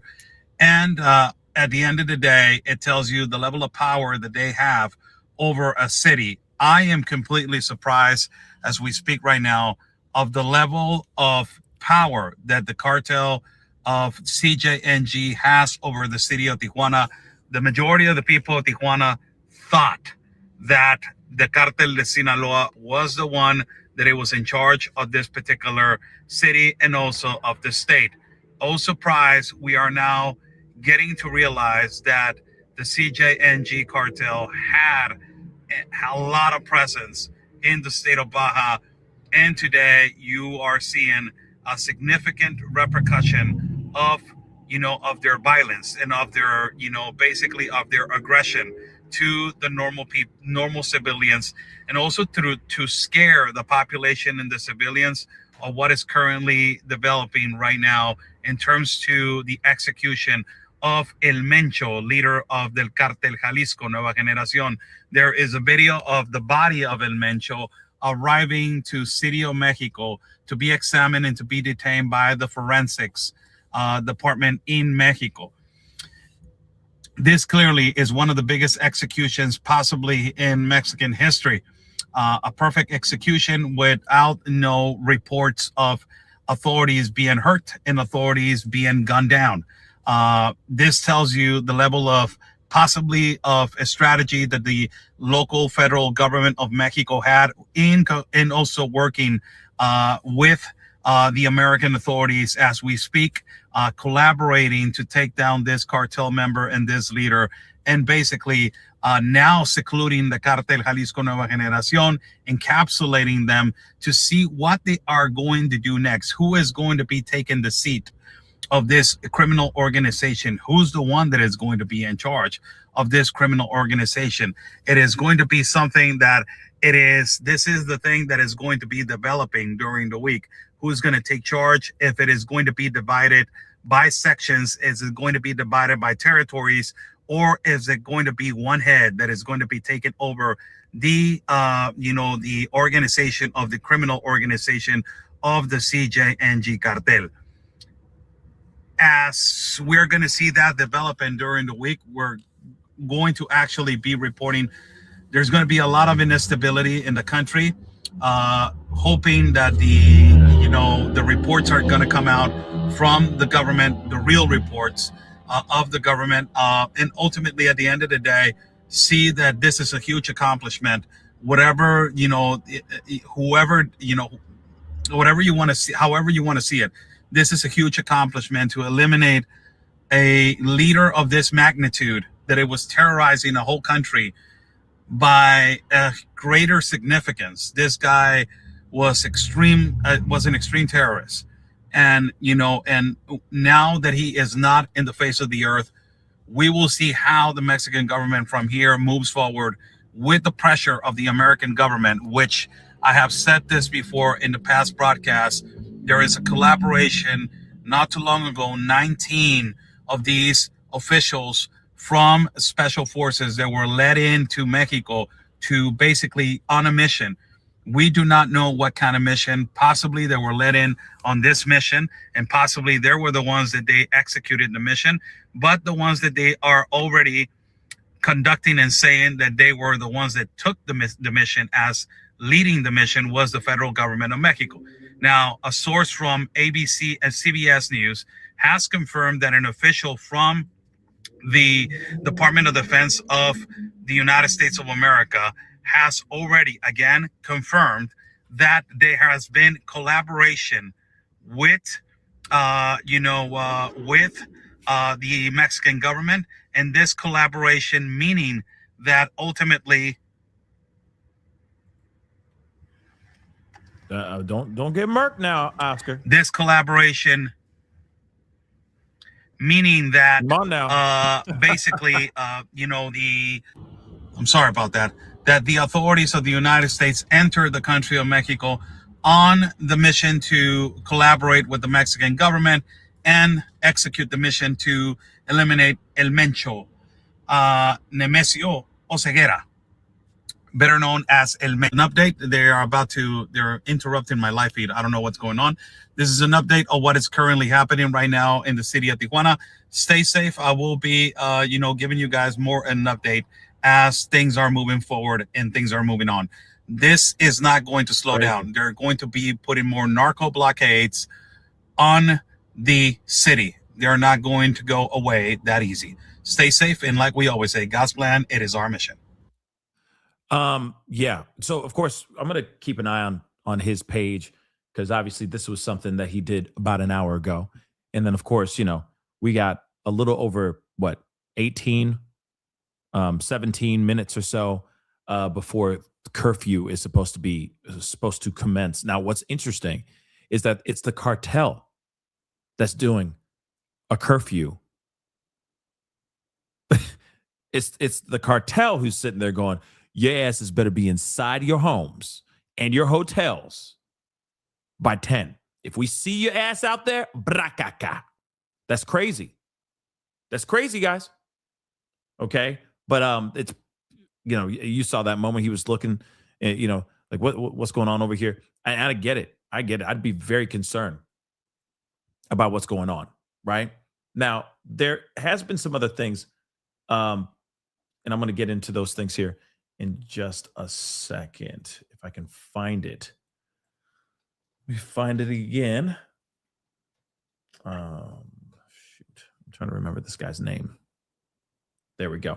So apparently, they're just saying that this is another guy, Jorge Ventura Media. He said, just got off the phone with my contact in Tijuana, and now cartel violence is erupting in Baja California.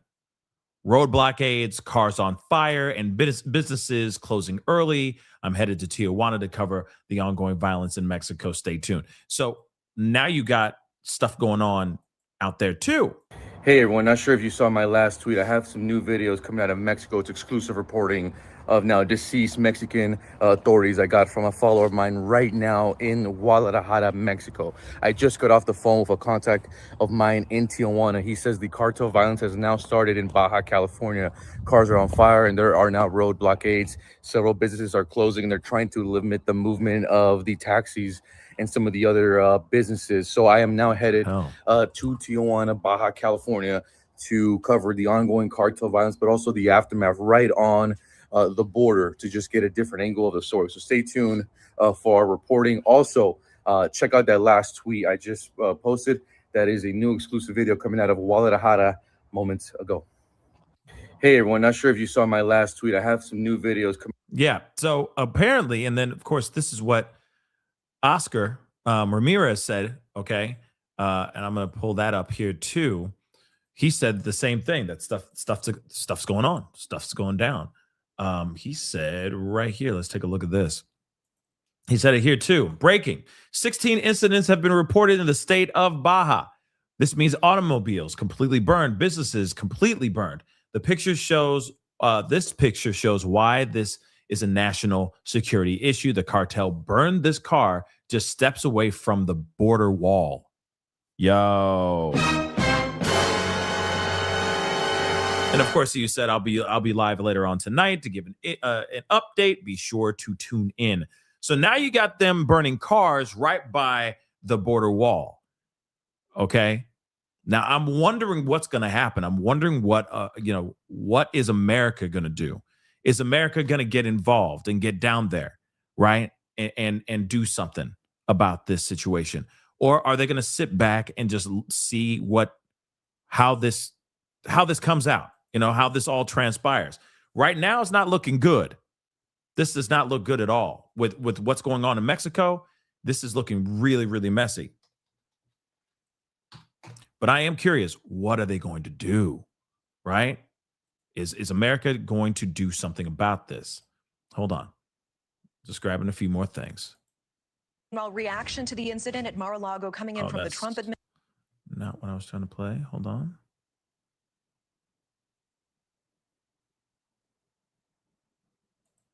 We're also following breaking news. A major leader of the Jalisco New Generation cartel known as El Mencho is dead after an operation carried out by the Mexican army.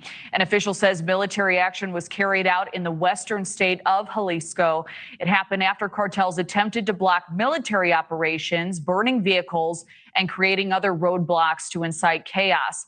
Mexico's Ministry of National Defense says military personnel were attacked and returned fire on the cartel in defense, killing 4 people at the scene. The U.S. Embassy in Mexico warning U.S. citizens to shelter in place until further notice and avoid areas with law enforcement activity.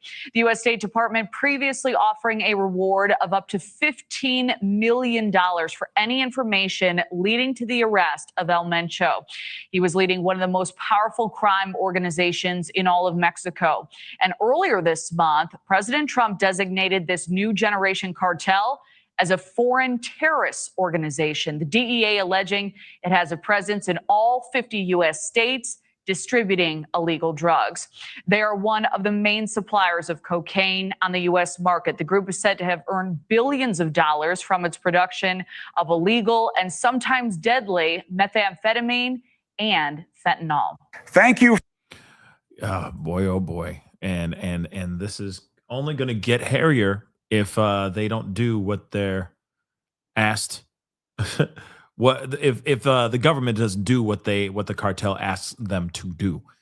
This might get really, really messy because again, you got Mexican military getting involved, right? They're going to get involved, and there's going to be a full-on war going on between the cartel and Mexican military. You realize that, right? Like this is about to get really bad. I hope it's not, but it doesn't look like it's going to be, doesn't look like anything good is going to be coming of this situation here fairly soon. But let's take a look at a few more things here. We'll have more on the breaking news out of Mexico. The U.S. Embassy issuing a shelter-in-place order for... And we do begin with the chaos that is unfolding in Mexico after the killing of the country's most powerful cartel leader. Thanks for joining us for this special edition of the NBC4 News. I'm Kathy Vara. I'm Jonathan Gonzalez. The Mexican army killed the leader of the Jalisco New Generation Cartel. You're looking at him here, Nemesio Ruben Osegura Cervantes, also known as El Mencho. It happened in Tapalpa, Jalisco, about a 2-hour drive southwest of Guadalajara. Jalisco, the base for the cartel, which is known for trafficking huge quantities of fentanyl and other drugs into the United States. El Mencho was wounded in an operation to capture him and died from his injuries while he was being flown to Mexico City. And we are getting new video of the response from the cartel. Violent clashes, cars being set on fire, blocking streets. School is now canceled tomorrow in several states, and the State Department has issued a shelter-in-place warning for U.S. citizens. We have live team coverage of the response, what this means for the cartel's presence in Mexico, and also the impact to Americans. Let's start with NBC4's Macy Jenkins. She has the latest right now on the first word from the White House. Lines of burning cars and plumes of smoke billowing over Puerto Vallarta in the Mexican state of Jalisco Sunday morning after the capture and killing of cartel leader Nemesio Ruben Osegura Cervantes, known as El Mencho. This operation is one of the greatest operations in the history of drug trafficking.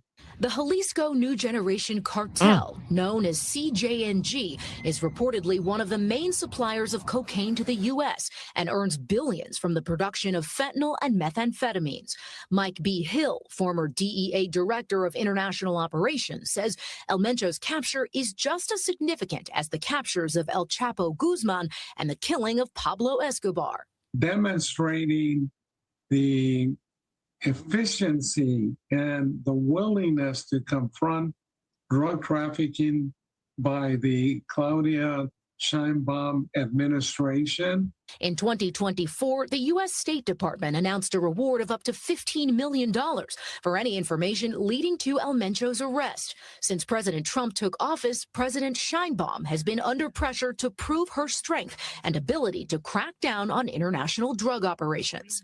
This means a great victory, and I would assume that it's going to diminish the amount of synthetic drugs, especially like fentanyl, coming into the United States. El Mencho had previously migrated to the U.S., where he served nearly 3 years in prison after he was convicted of conspiracy to distribute heroin by the U.S. District Court in Northern California. He returned to Mexico, later creating the CJNG in 2007, a cartel known for its aggressive attacks on the military. They use armored trucks with steel plates, probably with machine guns mounted on the roofs. And they have operated with impunity for, over a decade. The Mexican Department of Defense says El Mencho was killed in Sunday's efforts to capture him in Tapalpa, Jalisco, about 70 miles southwest of the state's capital and Mexico's second largest city, Guadalajara. 6 more were killed and 2 were arrested in the operation. 3 members of the armed forces were wounded. So it was a carefully planned operation based on intelligence, primarily that the Mexican government had developed. And it was a combined effort by ground troops and then also using aerial resources in the form of armed helicopters. The death of the drug lord set off several hours of roadblocks in Puerto Vallarta and Guadalajara, a common tactic used by cartels to block military operations. But President Sheinbaum, writing on social media, "We must remain informed and calm. In the vast majority of the national territory, activities are proceeding with complete normality." Looking ahead, Hill says, "It's not enough to take out a leader. You have to destroy the infrastructure, and this is where the hard work is really going to begin." He's like that. He's not wrong. Like to destroy the entire cartel, you can't just take out the top guy, because there's always going to be somebody right behind him that could just take over the spot. yeah, they might eat each other alive. Sure, there might be a full-on fight internally for the number one spot, but at the end of the day, you're only just getting another person younger and maybe more vicious taking over his spot. So, yeah, taking him down, cool, but he could easily be replaced by somebody else, and the cartel will always continue to reign supreme. If you're able to completely break it all the way down, that's not, you can't do it like that. You see what I'm saying? So again, it's like, yeah, they can all applaud themselves that they took down this notorious piece of trash, but at the same time, it doesn't change anything. Homeboy gonna still, the cartel, I'm sorry, homeboys are still gonna be able to do what they do. They need to break down the whole infrastructure, like this guy said. I agree 110%. It's not going to change anything until they actually put something in motion that could destroy it from the inside out, right? But let's continue on. I agree with what he's saying, though. I agree exactly what he's saying there. It's not done yet. The battle ain't even. You may have won the war or something like that, but you didn't win the battle or whatever the phrase is. You know what the phrase is, right? It's one of those things. Okay. But let's take a look at this. I don't know what this is, but apparently this guy's down there in Puerto Vallarta, and this is him just filming what was going on out there. Let's take a look. Well, it's 8 o'clock now, folks, and it seems actually to be pretty calm all around the general area. Mind you, we got 4 more minutes until their curfew starts, okay? And if people are, for a fact, people are not going to be crazy enough to just be outside. Now, from my understanding, this guy recorded this a little bit ago, so I'm assuming, and I would hope that this guy is inside, right? And I'm going to check one more time because I think what time it is in Puerto Vallarta right now. It is 9:56 p.m. in Puerto Vallarta right now. 9:56 p.m. So 4 more minutes until their curfew for civilians to get off the roads, off the streets, locked up in their homes. That's what they need to do. Or if they are out there, consider yourself a goner. Pretty much. Let's take a look at this video. There's a few lights on around the place. So they might even, who knows, maybe, I don't think it's a restaurant. I think it's just a residence. There's family there. It's the people that I'm staying with. Well, they're just staying next door. They're in the same building as us. Everything looks kind of calm at the moment. Looks pretty good. A few people out here cruising around. No shops open, of course. Nothing's open. Look out, here comes a motorbike, which is always a problem. You cannot trust people on motorbikes because many of them are cartel. They tend to arrive on motorbikes and do their damage and run off. I showed you, I think, on a video or posted somewhere, they've been driving around on motorbikes and throwing out 3-corner spiked jacks all over the street so that people can't leave the area.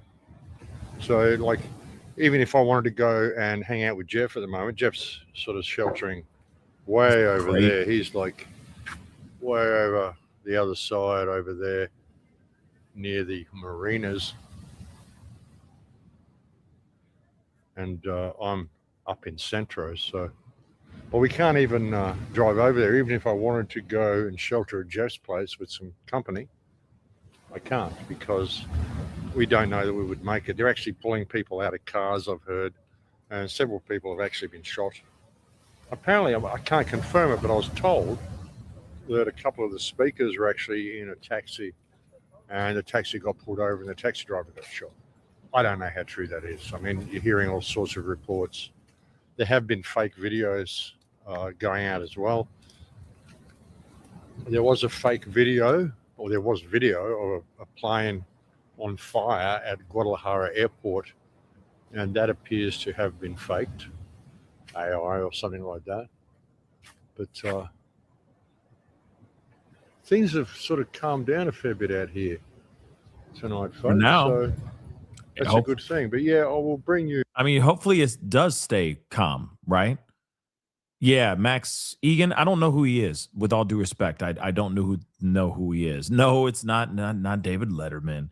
Okay, not David Letterman. Okay, this is Max Egan. I don't know who he is. With all due respect, I don't. I just pulled up.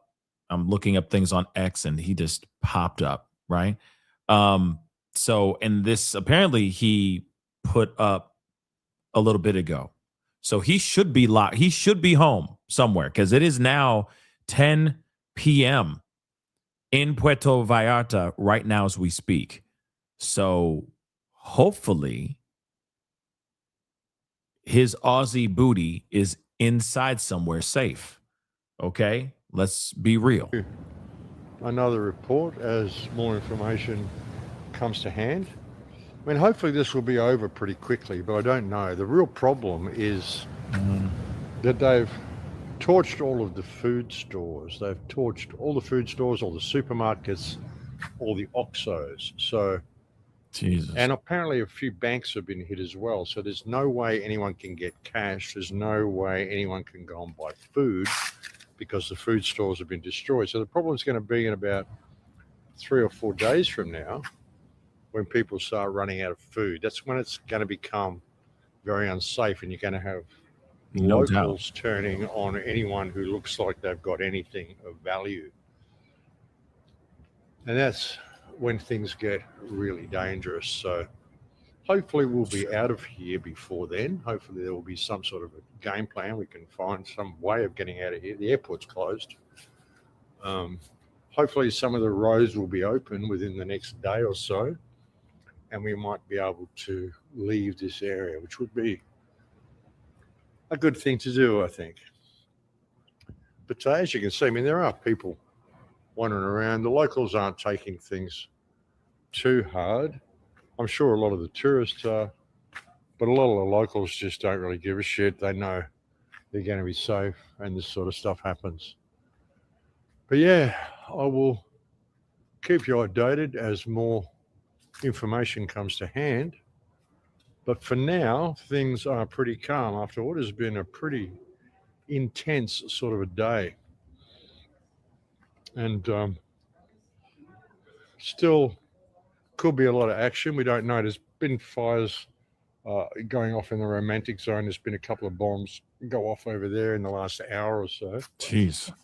But it seems pretty good here. So, yeah, I'll get back inside. It's not really safe to be on the streets too much while all this is going on, folks. But hey, you know, you can't cower too much in the face of it all. And I'll bring you another report soon, folks. Take care until then. And I am safe. Don't worry about me, folks. I'm good in all these situations. This is really just a few firecrackers. It's nothing compared to what you see in Gaza. So, yeah. All good for me. Just a walk in the park, really. A little bit of excitement for the weekend. And, yeah, I mean, it may improve from this point. Who knows? We just have to keep an eye on things. And hopefully we'll wake up to a better world tomorrow. It's certainly been interesting, though. I'll leave it there for now, folks. I'll bring you another report soon when I've got more information. Stay safe. Okay, and hopefully this guy Max is staying safe as well. I mean, this is scary, and it takes a lot of guts to even report this. You know what I mean? But there are a few things I want to share. I've been getting a few things. Thank you so much to John for sending these things on X. I appreciate it. Yeah, this is nuts. They're just saying Puerto Vallarta a few moments ago. The cartel against the military. What is really happening in Mexico, for crying out loud? It's a war zone. Let's take a listen to this. Might get loud. Let me just fix that.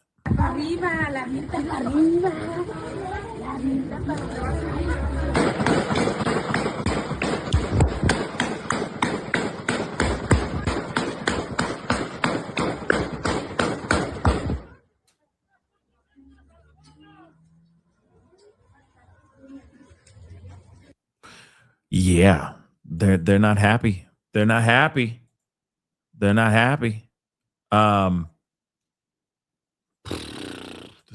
Just nuts. So let's see. Again, I gotta look through some of this footage before I play it because you know how it is. I gotta comb through some of this, scrub through it, make sure there's nothing too crazy in it. Because sometimes you see something that you didn't want to see. Okay. They're pretty tame. So taking a look at this.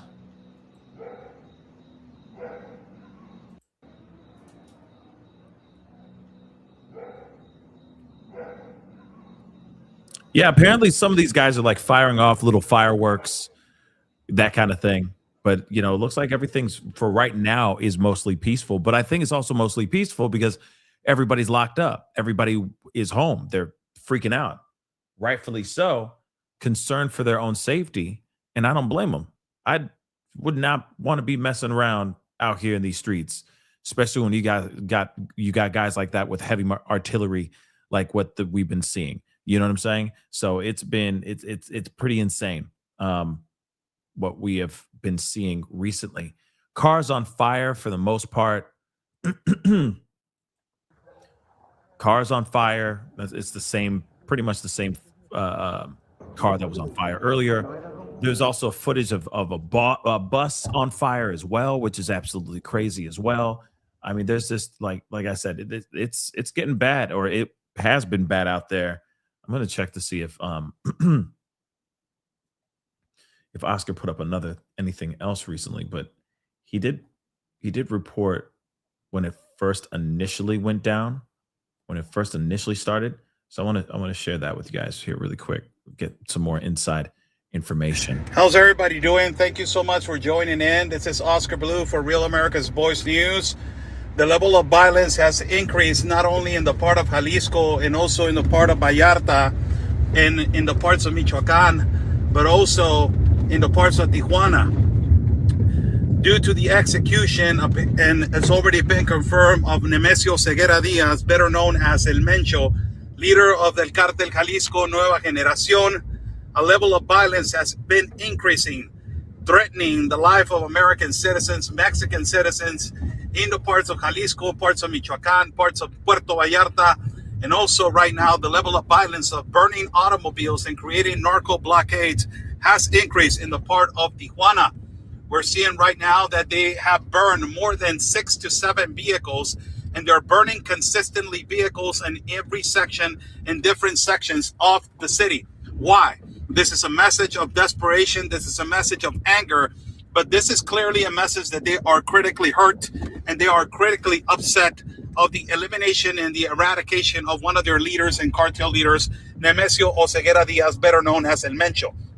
One of the most dangerous, if not one of the most deadliest leaders of criminal organizations and cartels in history of the Mexican, of the Mexican operations in terms to eliminating a criminal organization here in our country of Mexico. The violence that is increasing as we speak right now in the streets of Tijuana. We are seeing burning automobiles. This is a national security issue in terms to Mexico, absolutely. In terms to the borders with the United States of America, most definitely. And in terms to the presence of this criminal organization inside of the United States, it is clearly one of the things that it needs to be addressed immediately by the Department of Treasury of the United States of America and also by the government of the United States. Clearly, this is a collaboration between the United States government and also the Mexican government to eliminate and eradicate this individual that they had on the watch list for quite some time. Just recently, 19 intelligent officials from the United States of America, armed soldiers and prepared intelligence officials, that they're not specifically saying what kind of army soldiers or prepared intelligence Delta possibly forces soldiers entered the country of Mexico on a specific mission to do an intelligence mission in our country of Mexico. Speculations are surrounding right now the media that these individuals were the ones that they were conducting this mission to basically take down these leaders and this leader of the criminal organization Cartel Jalisco Nueva Generación. the violence that is increasing right now in a part of Tijuana.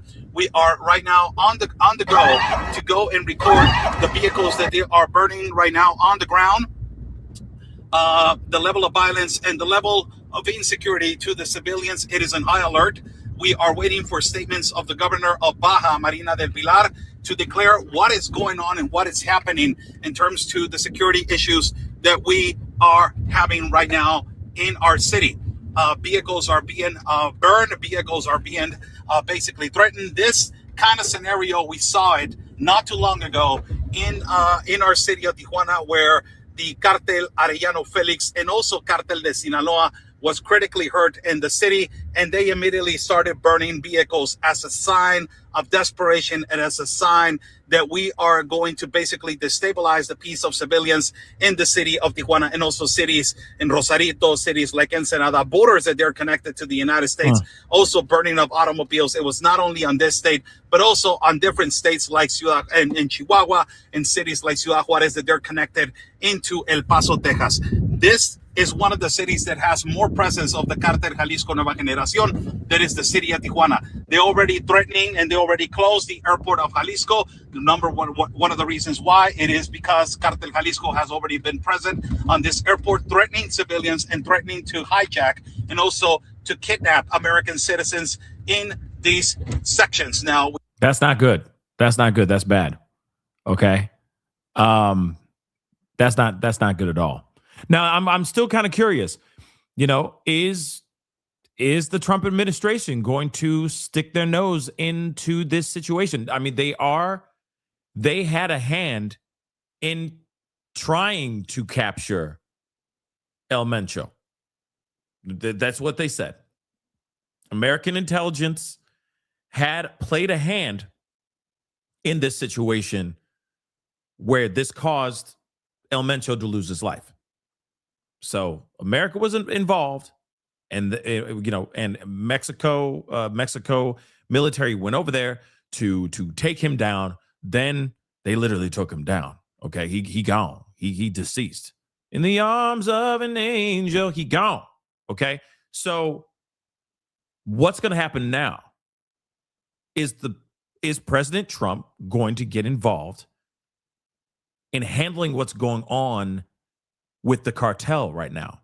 Or is America going to step back and be like, yo, that's your problem. Figure it out, boo-boo. Do you? That we got plenty of problems going on up here to focus on. So you go ahead and handle that. Okay? Scheinbaum, you got it. Handle that ish.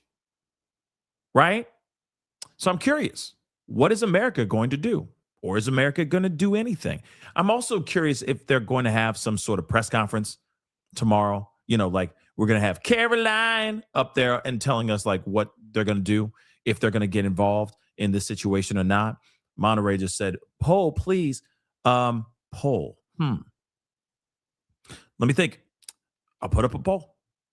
Let's see. We have a lot of American citizens that they are present in the part of Puerto Vallarta.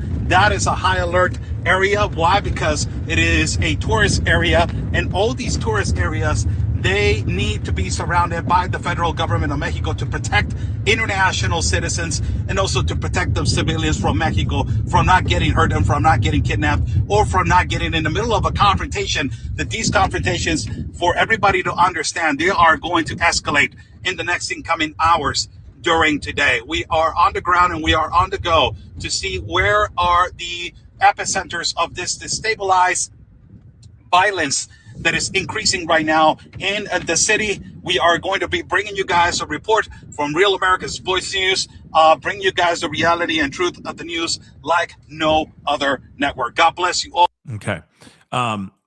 Again, this is very interesting, guys. What's going to happen? Do you think Trump should get involved? I put a poll, I put it up to the top of the chat. Okay, go check it out. What do you think? Do you think Trump should get military involved in this war that's going on? Allegedly, we don't know if it's going to continue tomorrow. Maybe they're just mad today and they just threw, the cartel threw a fit, and tomorrow might be nothing. But I doubt it. I think tomorrow is going to be a very busy time.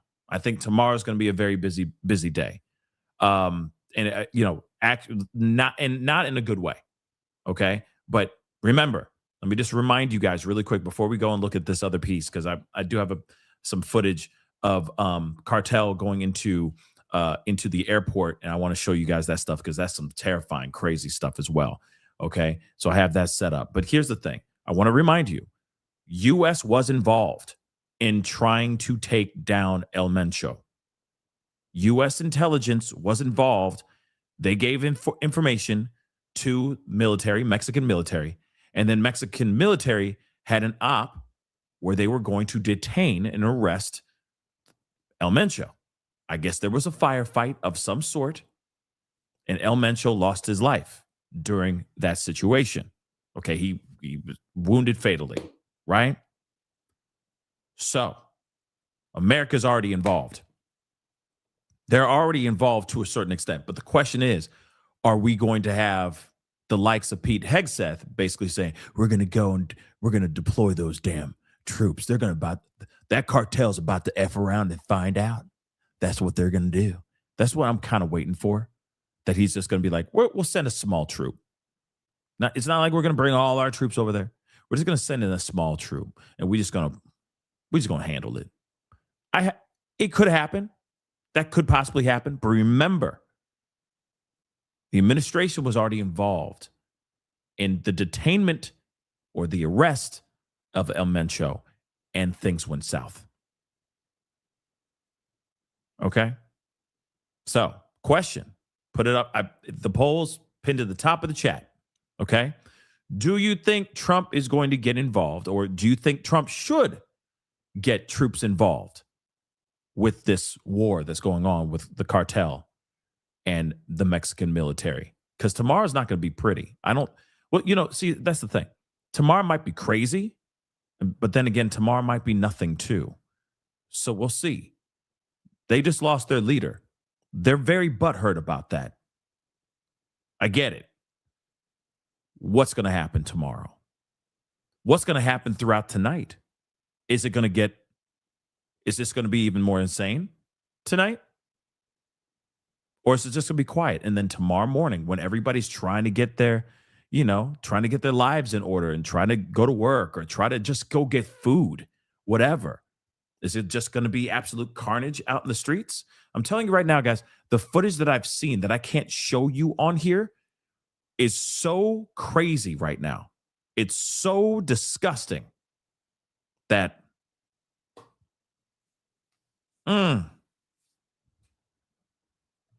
it's stuff that no one should see. Okay? Graphic stuff. But take a look at this.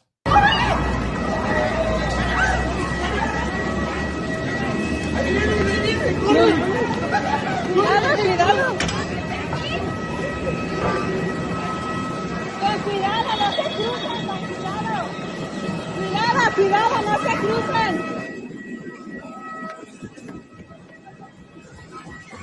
Cuidado.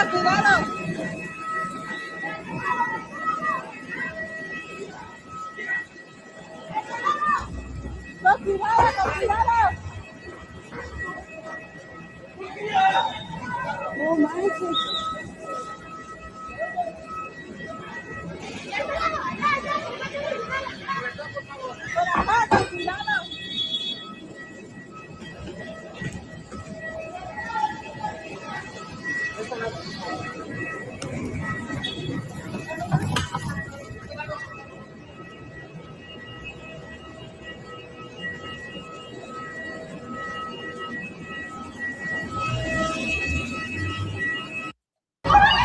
Yeah, this is scary stuff. Scary stuff, y'all. Hold on. Oops. I got another one here too. Vente más. Corre. Vente más. Corre.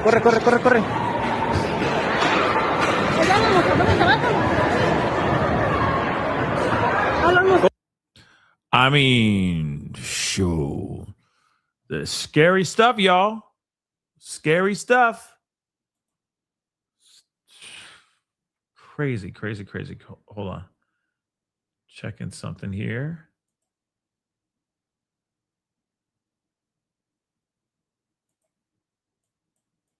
They're on the streets apparently.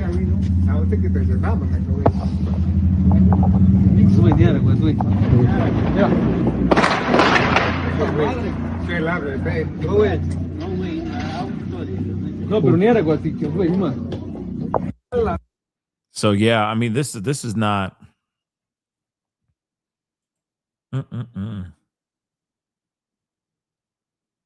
No bueno, no bueno.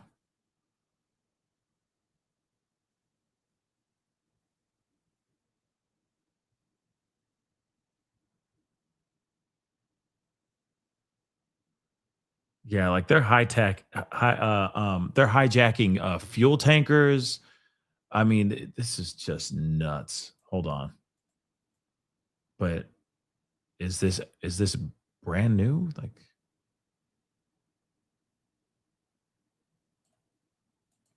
let's take a look at this. I don't know how old or that's a problem. You know, with all this information, with all this footage, you just don't know what's real, what's not, you know, that kind of thing.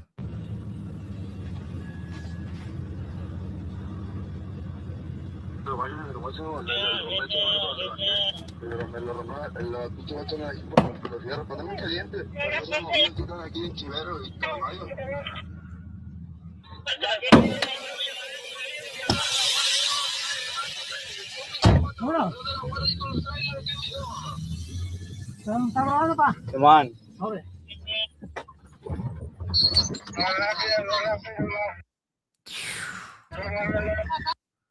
What are they doing? This is crazy. This is crazy, y'all. And it's happening in Mexico. This is happening in Mexico. Wow, man. Wow. We are living in some wild times, y'all.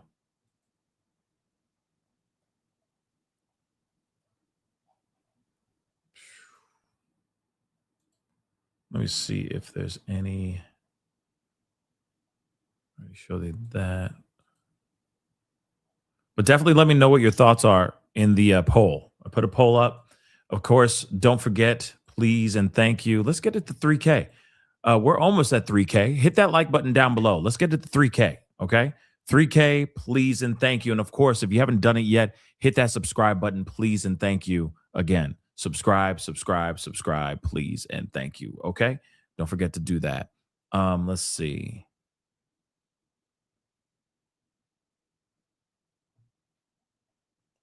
So somebody just said it's in our backyard, so yeah, we should get involved. We have to act. Dave just said that. Yeah, I mean, here's the thing. This is bad. It's definitely bad. Yes, it's in our backyard for sure. But I know that there are some people that are looking at this situation and saying, no, we don't need to do anything. Like we just need to let them run its course. As long as it's not bleeding over into America, we should be good to go, right? But it is a concern of mine that it is that close and that cartel, they are fully militarized. Okay? These guys are soldiers. This is not a joke. And they're vicious. They don't care. So it could bleed into America if they really wanted it to have happen. So hopefully we don't see this happen like that, but you just never know.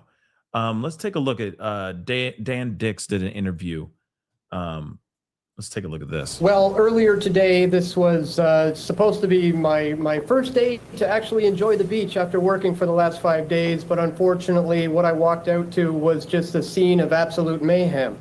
There was black smoke everywhere, to the left of me, to the right of me, behind me, multiple cars being torched in the streets.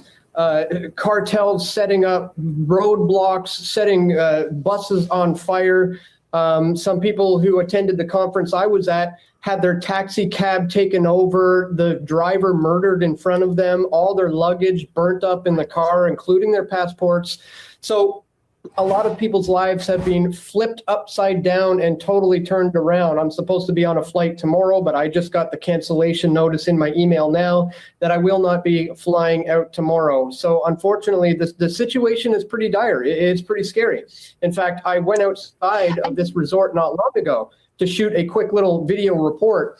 And it was like a desolate wasteland out there, not a soul, not a car, except for burning, smoldering vehicles that I managed to capture footage of. And at that moment, some military men drove by very, very slowly with ski masks. And to be honest, I wasn't sure if this was the actual military or if this was the cartel. And as I understand it, if it is military, they are the targets of the cartel right now, military and police. So nowhere is safe right now. Guadalajara Airport was taken over and attacked. The Puerto Vallarta Airport had an emergency situation. There were hospitals that were being terrified. It's just been rather intense here. I have been told that we need to bunker down here in our resort here in Puerto Vallarta. But I've also heard reports that the cartel was threatening to come into private homes and hotels and resorts if their demands aren't met. So I'm really not sure where this is going to go from here. I've heard in the past in these situations when it escalates to all-out violence like this, they'll attack the military. Cartel literally have rocket launchers at their disposal, and they will attempt to take out military helicopters in the area. So it remains to be seen what's going to happen. But at this moment, it doesn't feel very safe to be anywhere on the streets here in Puerto Vallarta. I'm going to have to stay on lockdown in this hotel for now, at least. Yeah, Well, we all know that nowhere is safe for the most part. It's all bad. Everywhere is bad down there. But it has calmed down for now. Will it get any better here? Hold on, dear Lord. Yeah, because I guess he was on Alex Jones' show as well. So again, like it's going to be very interesting to see what happens here with how they handle tonight and what happens to like first thing in the morning tomorrow. I mean, things are about to get crazy, I'm sure. Let me grab some of these members and super chats here really quick. Messi, thank you so much for being a member for the past 14 months. I appreciate it. Over a year. Thank you so much. You haven't added the Kitty Pow Pow cereal merch. I haven't yet. I will though. If you're still watching, I will. Yeah, I thought it was going to be a shorter show, but it ended up being a longer show. There's a lot going on with this one for sure, with this particular situation. Ruby, thank you so much for gifting one membership. Welcome to the family, you new member. Thank you so much. Renee, thank you so much. How many sound effects do you have? I don't know. A lot. Random, I know. I find them hilarious. Glad. By the way, your Aussie accent sucks. Yeah, my Aussie accent's terrible. I'm sorry. Yes, it's not good. It's not good. I need to work on it. I'll work on it. Okay, I'll do better. I swear. Oh no. I don't know. Oh no. I don't know. Anyway, Soybean, thank you so much for being a member for over 2 years. Damn. Almost 3. Damn. Prayers for innocent people caught in this. Yes. Yes. Prayers up all day long for sure. Prayers up for sure. Farrell, hopefully I'm saying that right. Thank you so much. I have a friend in Puerto Vallarta right now. Well, I hope that they're safe wherever they are. Everybody who's in Puerto Vallarta or anywhere in Mexico right now that's been impacted by cartel right now, I'm hoping everybody is safe right now. Brianna, thank you so much for the love. Family in Mexico saying this can last 2 to 3 weeks. What in the what? I hope not, because that would be bad. That's no bueno. That's no bueno. I love Volbeat, something like that. Thank you so much for the love. No Escape. The show, the movie. Yes, the movie called with Luke Wilson, I guess. Oh wow, that guy. With the nose, blonde nose. Yeah. That's the movie. Thank you. Thank you. Appreciate it. Beautiful disaster. Thank you so much. This is interesting timing. Way to put fear in us. Yeah, it's a very interesting situation, right? Could this mean something bigger in something big in the future? Or could it bleed into America? Could this be something that happens to, I don't know, but it's insane. What we're seeing right now is insane, and it is very close to America.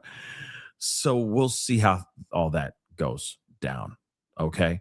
Beautiful disaster again. Thank you so much. The timing is throwing me. First it's Iran, then look at Cuba, and now Mexico.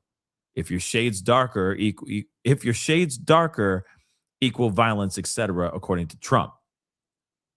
Avoid Epstein files. Well, yeah, I mean, there has been a lot of things, right? There's been a lot of red herring stuff. There's been a lot of craziness that's been going on. Did Trump maybe know that by him being caught or losing his life that this would start an upheaval in Mexico? I don't know. But the Epstein files are out. Not all of them, but half of them are out. And there is a lot to look at. Okay. There's a lot of files to look at. And I think people are still trying to process all that. Right. So yeah. But thank you so much. Nicole, thank you. Google Jardines del Humaya. Sure. What is that? For those who have never seen the Cartel burial mansions. Interesting. I've not seen that. Let me see. Hold on.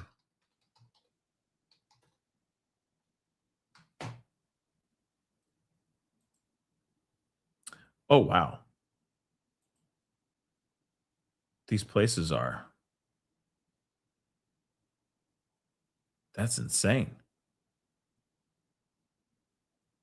So they're, yeah, like mausoleums. Basically mausoleums. Look at this.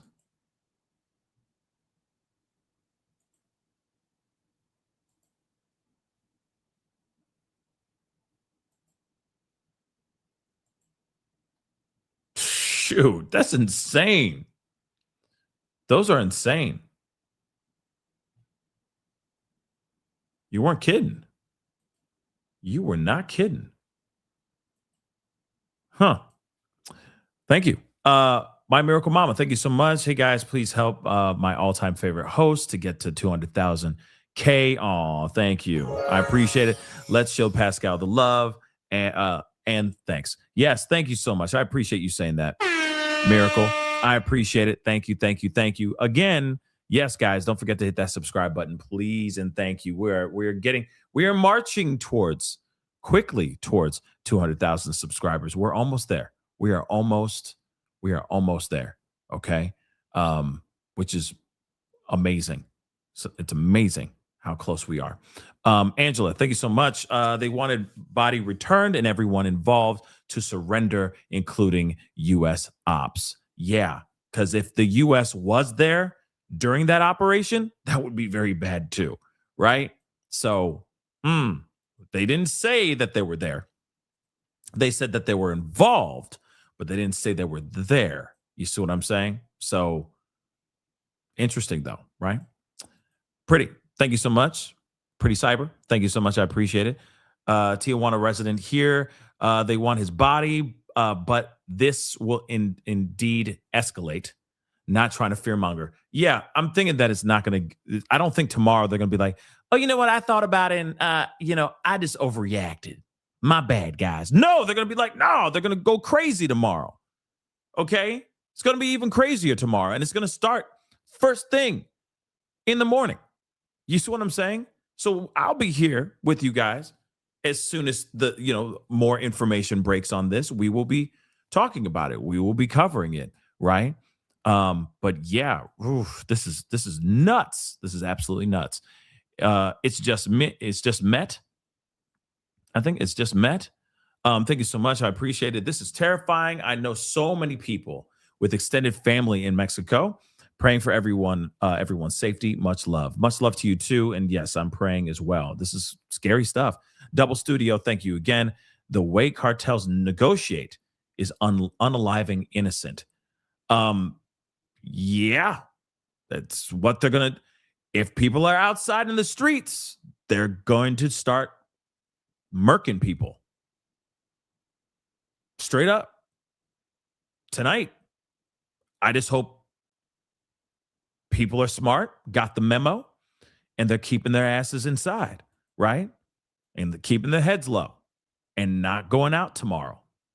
I hope tomorrow every town is a ghost town because everyone's locked up in their homes safe, right? I hope. We'll see. Uncle Lester, thank you so much for the love. I hope he isn't going to have to sell his body for food and cash. I think you're talking about that Max gentleman. I'm sure he'll be fine. Hopefully that won't be the case, right? But I know that there's a lot of people that are there that want to get the hell out of there, right? So hopefully things will get figured out here very, very soon. Carl, thank you so much from Australia. Thank you so much. Hello from Australia. If you want to find your inner Australian, you need to try Vegemite. I haven't tried it. I think I'm going to have to order some and eat it live on the show. Does it taste good? I've heard mixed reviews. I've heard people, people who are Australian are like, oh, yeah, it's delicious. It's great. You know what I mean? But I know the other people who have eaten it that have never had Vegemite before, they're like, oh, my God, it's the most disgusting thing they've ever tasted.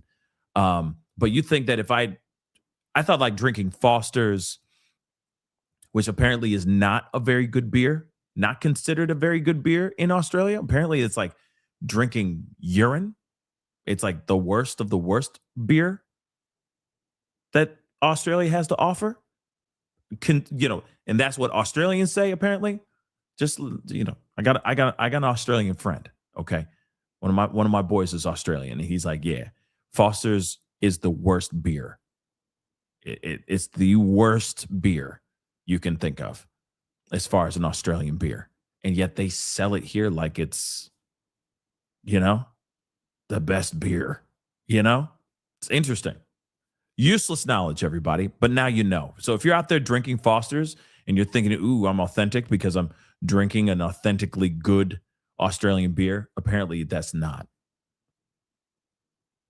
a good beer. So you're wasting your time. Okay. Moving on. Thank you so much, Ryder. I appreciate it. Good show, bro. Stay live in case something happens. I may be wrapping up now, and then first thing in the morning when things go down, if things go down, I'll be back. But if things do break tonight, I might be back. But that's only if something breaks. I'm thinking that things will be calm tonight, and then there will be chaos tomorrow morning. I think when the sun is up, it's not going to be good. But I'm hoping that Mexican military get their asses in there and the whole thing gets nipped in the bud tomorrow. I mean, that's wishful thinking, but I'm wishfully thinking. Okay. Thank you so much, Lee. Aussie. Yes to Vegemite challenge. Okay. I will do it. I will order. I'm going to write it down so I don't forget. Order Vegemite to eat live on show. Okay, so real quick, random question, okay? To my Aussies out there, what is a good brand? Because I'm sure there's not just one Vegemite brand. So what's a good brand to buy, to try live on the show? Because I'd rather eat something that's considered good than buy, buy the Foster's beer version of Vegemite. You know what I'm saying? Because then you guys will be like, I know, you bought the worst one, mate. And I don't want that to happen. Yes, I know my Aussie accent is trash. But again, there is only one Vegemite. What? There's only one Vegemite. That it's so disgusting. There's only one company that makes the Vegemite.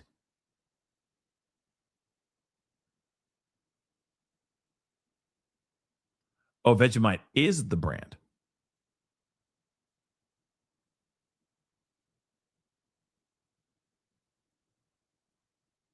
Okay. Yeah. Somebody just said, Spooky Boo Girl just said, if putting Vegemite on toast, put a thin layer and good luck. Thank you. I'll look into that. And then maybe a wastebasket nearby so I could just vomit afterwards. Everybody's like, it's so bad. It's so bad. Vegemite is the brand. Okay. Thank you. I thought Vegemite was like it's like peanut butter. You know what I'm saying?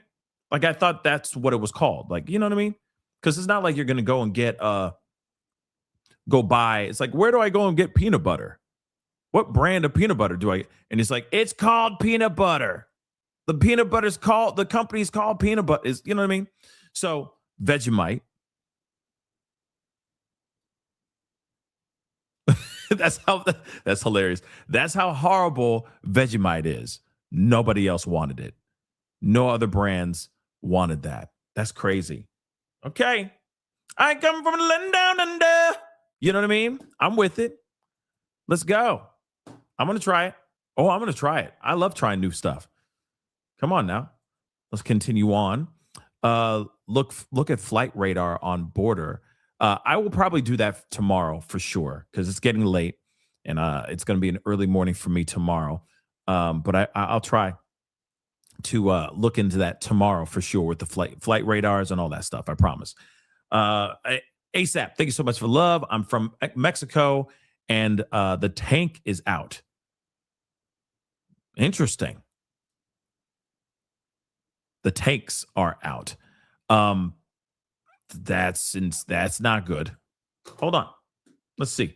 Let me just see if there's any more updates from anybody real quick before we wrap.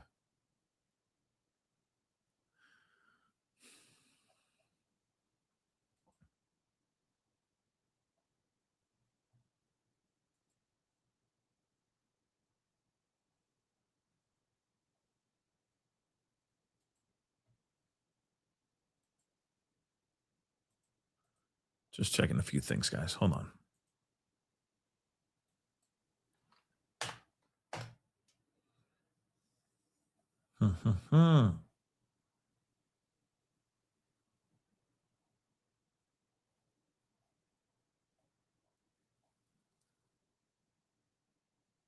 No new updates yet.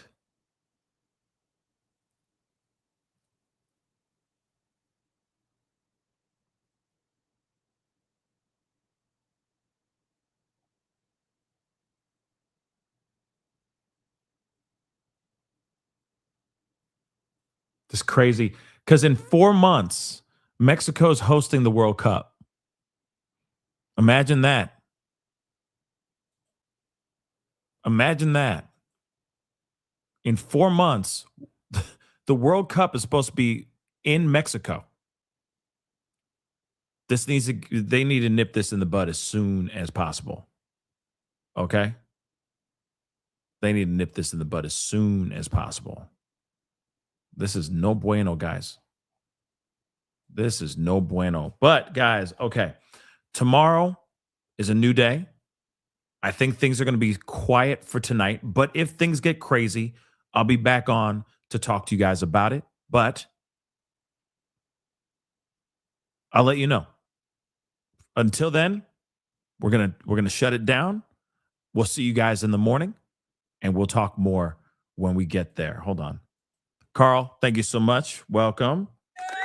Welcome to the family. Thank you so much for the love from down under. Thank you so much. Appreciate it. Appreciate it. Okay. Appreciate it big time. Seriously. Again, guys, I'll be back on tomorrow. We'll talk about it more. If there's anything that goes on tonight, I will be back on. But I don't think anything's going to happen tonight. I think tomorrow's going to be a whole other crazy, crazy day. Malia! What's up, Malia? How you doing, sweetheart? Glad to see your name in there. That's great. Glad to see you from down under as well. All right. Anyway, guys, it is time to get going, but we will see each other in the morning. Okay, that's the show. I appreciate all y'all for being here. Really does mean a lot. Shout out to my amazing mods for being here at this time. Okay.